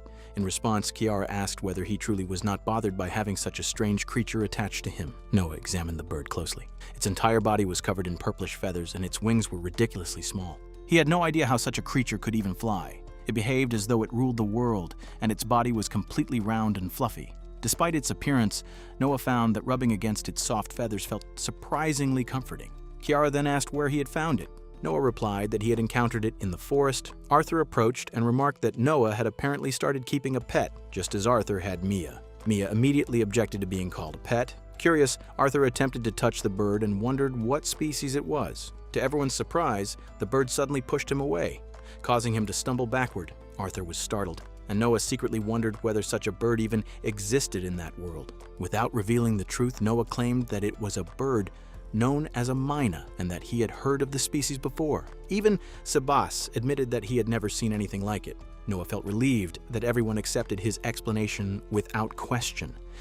Kiara then picked up myna and asked what it could actually do. Noah explained that it was capable of imitating human speech. Hearing this, Arthur became excited and decided to test it. He repeatedly said words such as muscle, weight, and protein. To everyone's astonishment, Myna immediately repeated every word perfectly. At that moment, the muscle-headed group entered the room while searching for a chicken. The moment they spotted Myna, they rushed forward in an attempt to catch it. Noah quickly grabbed the bird and informed them that they could not eat it because it was going to become a magical tank. The group immediately stopped. Since Noah had said so, they concluded that there was nothing they could do about it. Relieved, Noah relaxed, while Arthur commented that Myna was truly a funny bird. Afterward, Noah asked Arthur whether he would still be angry if Suo were alive. He reminded Arthur that Suo had been responsible for burning down the village where Arthur had lived. Arthur thought about the question carefully before replying that he did not like Suo, but he did not truly hold a grudge against him. He explained that although the village had been the place where he was born and raised, he had essentially lived there as a slave. Because of that, he was no longer angry about the village itself being destroyed. However, Arthur firmly stated that killing innocent people was undeniably wrong, and the thought of it still made him furious. He recalled how powerful those enemies had been and admitted that he had genuinely believed he was going to die. For that reason, he sincerely thanked Noah for saving him. Mia also expressed her gratitude, but Noah told her not to worry about it. A short while later, Arthur and Mia left to find some snacks. As Noah watched them go, he could not help but think about how remarkable Arthur truly was. Arthur possessed all the qualities of a genuine hero. Yet, despite that admiration, Noah could not stop wondering how much longer he would be able to keep Arthur in the dark about the truth. Afterward, Myna sat in front of Kabardi, who was repeatedly apologizing. However, Myna harshly scolded him, declaring that Kabardi was bringing shame upon the Demon King. Kabardi, still worried, asked why Suo had turned into a bird. Suo explained that he was simply unable to maintain his original body. Considering the enormous amount of mana required to sustain it, this was currently the best he could do. After giving Kabardi a few instructions, Suo watched as Kabardi readily agreed. However, Kabardi stepped closer and reassured him that he should not worry. He pointed out that Suo had only lost because he possessed less than a third of the power he had held during his prime. Suo responded that they were both merely shadows of their former selves. Even so, he held no regrets regarding their defeat.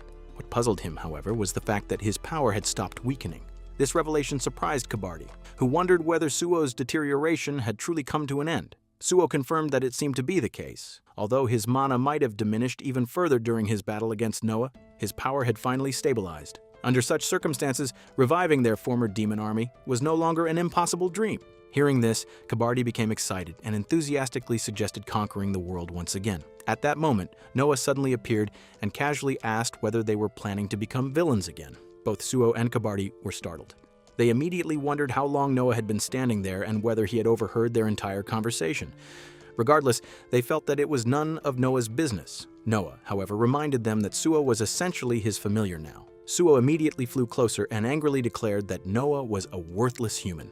He questioned how someone like Noah could dare to treat the former demon lord as a familiar and accused him of being unbelievably arrogant. Suo insisted that Noah should remember his place. Noah simply told him not to look so angry. Otherwise, he warned that he might turn Suo into chicken tenders. Suo became even more annoyed and declared that such threats would never make him back down. He admitted that he might have lost his pride during his defeat against Noah, but he had never lost the pride he possessed as the demon lord. As Suo and Kabardi prepared to leave, Noah suddenly called out to the members of the bodybuilding group. He loudly announced that it seemed chicken was on the menu for dinner that night. The entire group immediately became excited and rushed toward Mina. The sight terrified Suo. In an instant, his arrogance disappeared, and he hurriedly promised that he would behave himself. Kabardi stared at the scene in complete shock. Soon afterward, the scene shifted elsewhere. Noah's father was traveling in a carriage alongside another person. The man informed him that they would soon arrive at the capital. Hearing this, Noah's father remarked that it had truly been a long 3 years. Nevertheless, he was finally going to see Kiara and Noah again.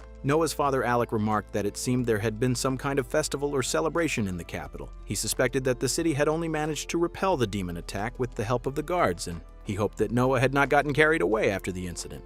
Although he hated to admit it, Alec considered Noah to be an idiot. Simply imagining him as the next head of the family was enough to give him a headache. That was precisely why he had arranged for Cecil to become Noah's fiancée. Cecil was a talented and forward-thinking person, and Alec trusted that she would support Noah and put him back on the right path whenever necessary.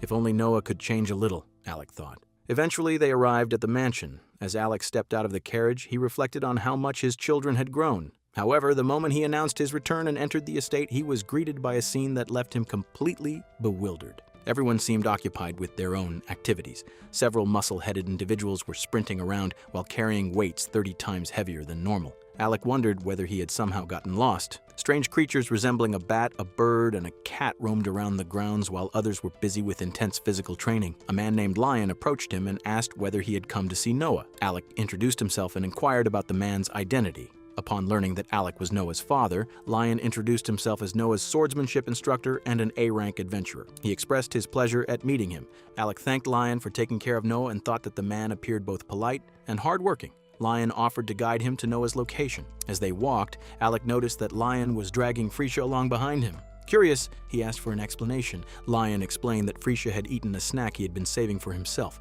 Furthermore, she had secretly left the mansion to attend a singles party, where she had ended up unconscious after being rejected by everyone. After returning, she'd attempted to avoid her responsibilities by hiding among the pets. According to Lion, her current situation was simply her punishment. Alec was shocked and asked whether Lion felt any sympathy for her.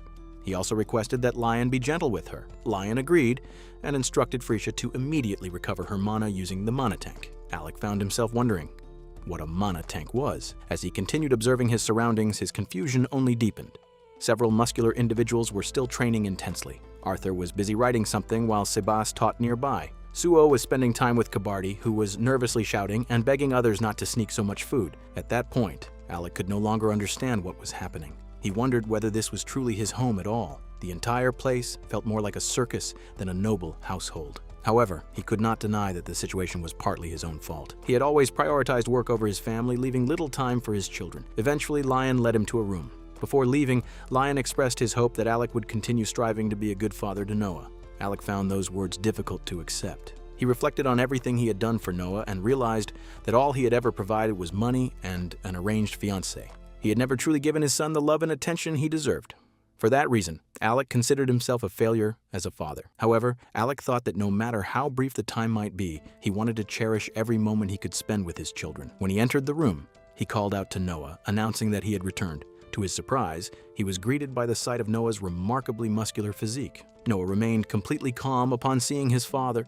Alec stared at him for a moment, almost needing to confirm that he was truly Noah. The boy had grown far more than he had expected. Alec placed a hand on Noah's shoulder and apologized for having left him alone so often in the past. He then asked where Kiara was. Noah replied that Kiara was probably in her room. Alec suggested that they spend some time together as a family, just like they had in the old days. Noah appeared pleased to hear that. Wondering what his son would like to do, Alec told him that he could choose anything he wanted, whether it was hunting, chess, or any other activity. Noah spent a moment thinking. While Alec assumed that his son was still considering his options, Noah suddenly suggested that they lift dumbbells together. Alec was left utterly confused. A short while later, Kiara rushed into the room wondering whether her father had arrived. The moment she entered, she was greeted by the bizarre sight of Noah forcing Alec to lift an enormous set of dumbbells. The weights were so heavy that Alec was struggling desperately just to hold them up. Meanwhile, Noah continued encouraging him enthusiastically. Kiara stared at the scene in shock and remarked that their father looked as though he were about to die. Upon noticing her arrival, Alec immediately dropped the dumbbells and collapsed onto the floor, utterly exhausted. By nighttime, Alec and Kiara were seated together for dinner. A short distance away, Noah and Cecil were having a conversation of their own. Cecil asked Noah whether he had made Alec train with him earlier. Noah casually replied that he had and wondered whether there was anything wrong with that. Cecil shot him a disapproving look and warned him not to do it again. Noah readily agreed. Meanwhile, Alec turned toward Kiara and told her that he would make more time for her in the future. However, she immediately turned her head away in refusal, complaining that he smelled strongly of sweat. Cecil was shocked by the remark and quickly insisted that it was not true at all. Before the conversation could continue, fireworks suddenly illuminated the night sky. Cecil happily pointed out that a festival was being held in the city. Noah commented that he had heard that all the major sponsors, including the Francis family, were contributing to the fireworks display. Cecil excitedly gazed up at the colorful explosions filling the sky. As they watched, Alec remarked that Noah had changed considerably. He admitted that Noah had once been cruel and violent, and he felt that he had no excuse for failing to address those issues as Noah's father. At that moment, Noah seemed to understand why those feelings had weighed so heavily on him in the past. Since his reincarnation, he had come to understand many things that he could not comprehend before. Noah quietly explained that most likely all he had ever wanted was for his father to pay attention to him. Alec looked confused. Noah continued by explaining that Alec had always been busy with work and rarely came home. As the eldest son, Noah had gradually become a temporary lord in the eyes of those around him. The servants and retainers treated him as the head of the household in Alec's absence. Since Kiara had still been a child, Noah had also taken it upon himself to spoil and care for her in place of their parents. Looking back, Noah believed that he had been surprisingly patient in accepting those circumstances. However, he had also been terribly lonely. He admitted that there had been times when he deliberately behaved badly because he thought that if he caused enough trouble, his father might finally return home to scold him. At the time, those had been nothing more than childish thoughts. The realization left Alec speechless. He began criticizing himself, calling himself a worthless father. Although he knew that work had been unavoidable, he could not deny that leaving his son alone for so long had deeply hurt him. Alec promised that he would come home more often in the future and apologized sincerely. Noah shook his head. He explained that he had always been too embarrassed to say such things out loud. However, he had eventually learned that people could never truly understand one another's feelings unless those feelings were expressed directly. Noah told Alec that he did not want an apology. What he wanted was for his father to tell him that he loved him. Both Cecil and Alec froze in surprise. Alec suddenly remembered an old memory. Long ago, before leaving for work, he had been approached by Noah and Cecil, who had carefully gathered flowers and woven them into a crown. They had proudly presented it to him as a symbol of their affection.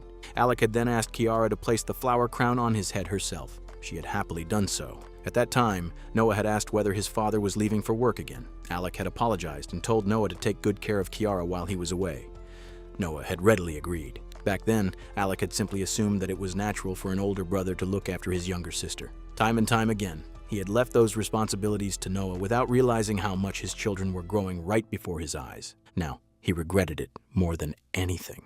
Overcome with emotion, Alec admitted that he had forgotten something so simple. With tears in his eyes, he finally told his children that he truly loved them. Later that night, after Noah found himself alone, Cecil approached him. She told him that she was glad he had finally been able to express his feelings to his father. Noah replied that he had never expected his father to cry so much. Cecil smiled and mentioned that the situation reminded her of something from a long time ago. Noah immediately wondered whether she was referring to the Great 24-Hour Endurance Muscle Training event or perhaps the Great Jump Rope Challenge. He even remarked that both had incredibly moving finales. Cecil stared at him for a moment before telling him that he was completely off the mark. She offered to give him a hint if he needed one. Cecil then admitted that when they had first met, she had been genuinely surprised. Noah had been nothing like the rumors surrounding him. Instead, he had been kind, considerate, and far better than people gave him credit for. She believed that he would save many people in the future. To her, he was an incredible person, someone stronger than anyone else she knew. Cecil then confessed that even if Noah had not possessed those admirable qualities, she still would have wanted to spend her life with him.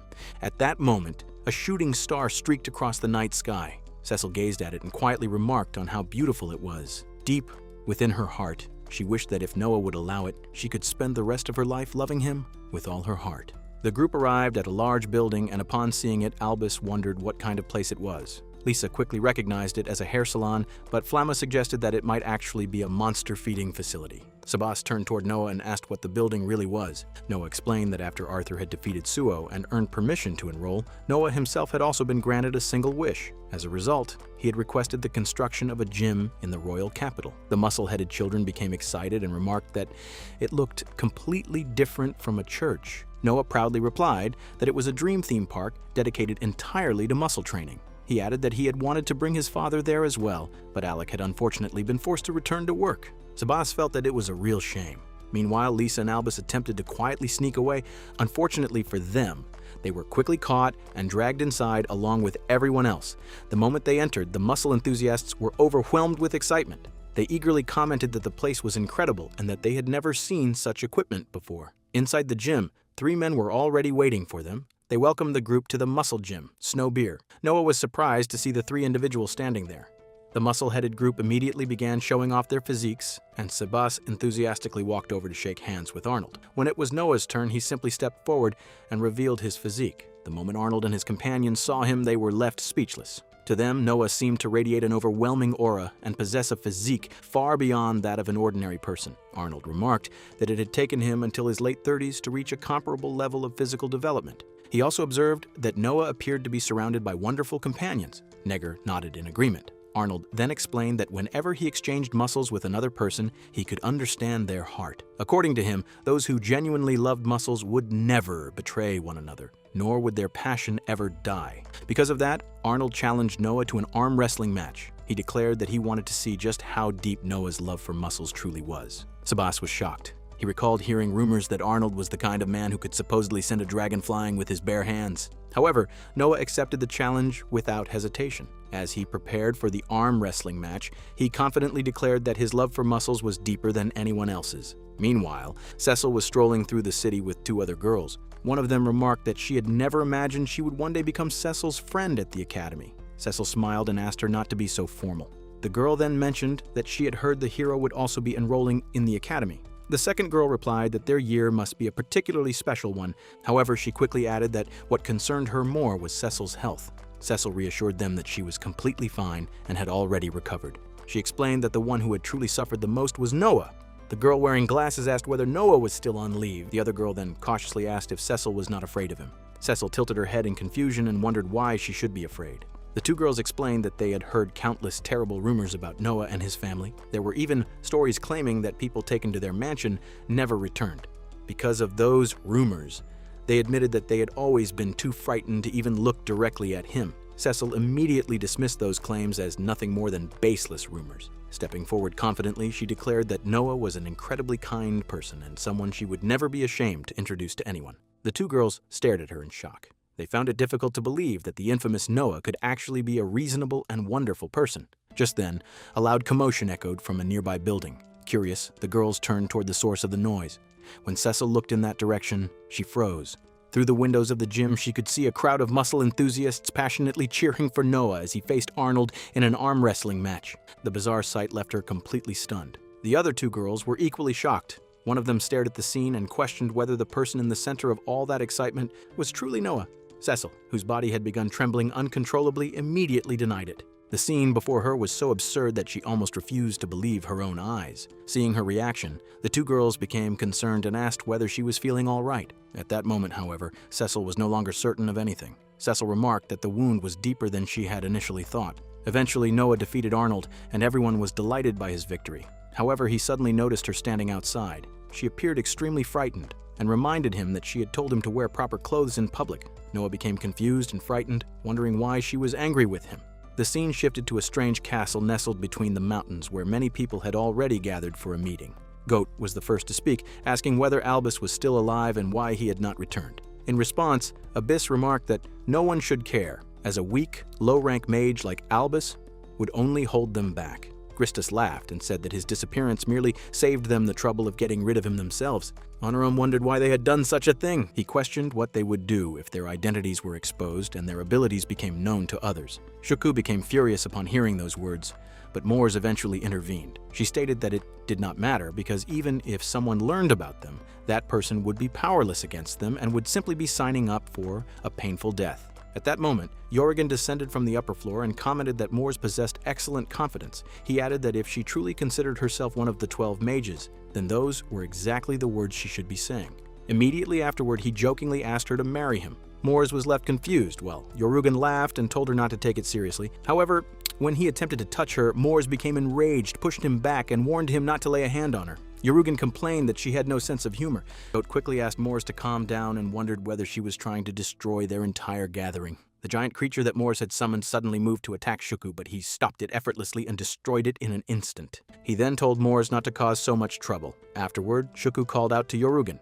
Yorugan apologized, admitting that he had failed to control the situation, and the atmosphere soon became quiet again. Onoram then asked Olivia whether it was finally time and questioned why they had all been summoned. Yorugan replied that the time had finally come for them to unite and begin taking action toward bringing the country under their control. Goat immediately shouted at him to shut up, while Abyss remarked that he did not want to hear such nonsense from him. Yorugan mocked them all by calling them boring people. Abyss then changed the subject and asked what they intended to do about Hero and Noah. He pointed out that their employer, the former demon lord, had practically fallen into panic because of Noah's actions. He wondered whether they could not simply leave the two of them alone. Yorugan answered that if Hero and Noah intended to stand in their way, then they would have to be eliminated. He declared that Gristus would deal with Hero personally, while the rest of them would handle Noah. Shuku stated that Noah had stolen something extremely precious from him and swore that he would personally kill him. One of the others reminded Shuku to make sure that Noah was taken care of. Finally, Olivia declared that they should bring the entire country to its knees. Yorugan bluntly stated that he did not care much about the villainous nobles or even the hero, as he did not believe they would cause any real trouble. The organization he was most wary of was the Magic Church. After saying those words, Yorugan vanished from the castle, bringing the meeting to an end. The scene shifted to Magic Church, where a woman was sitting quietly in the garden. Suddenly, she heard a mysterious voice whispering that the time had finally come.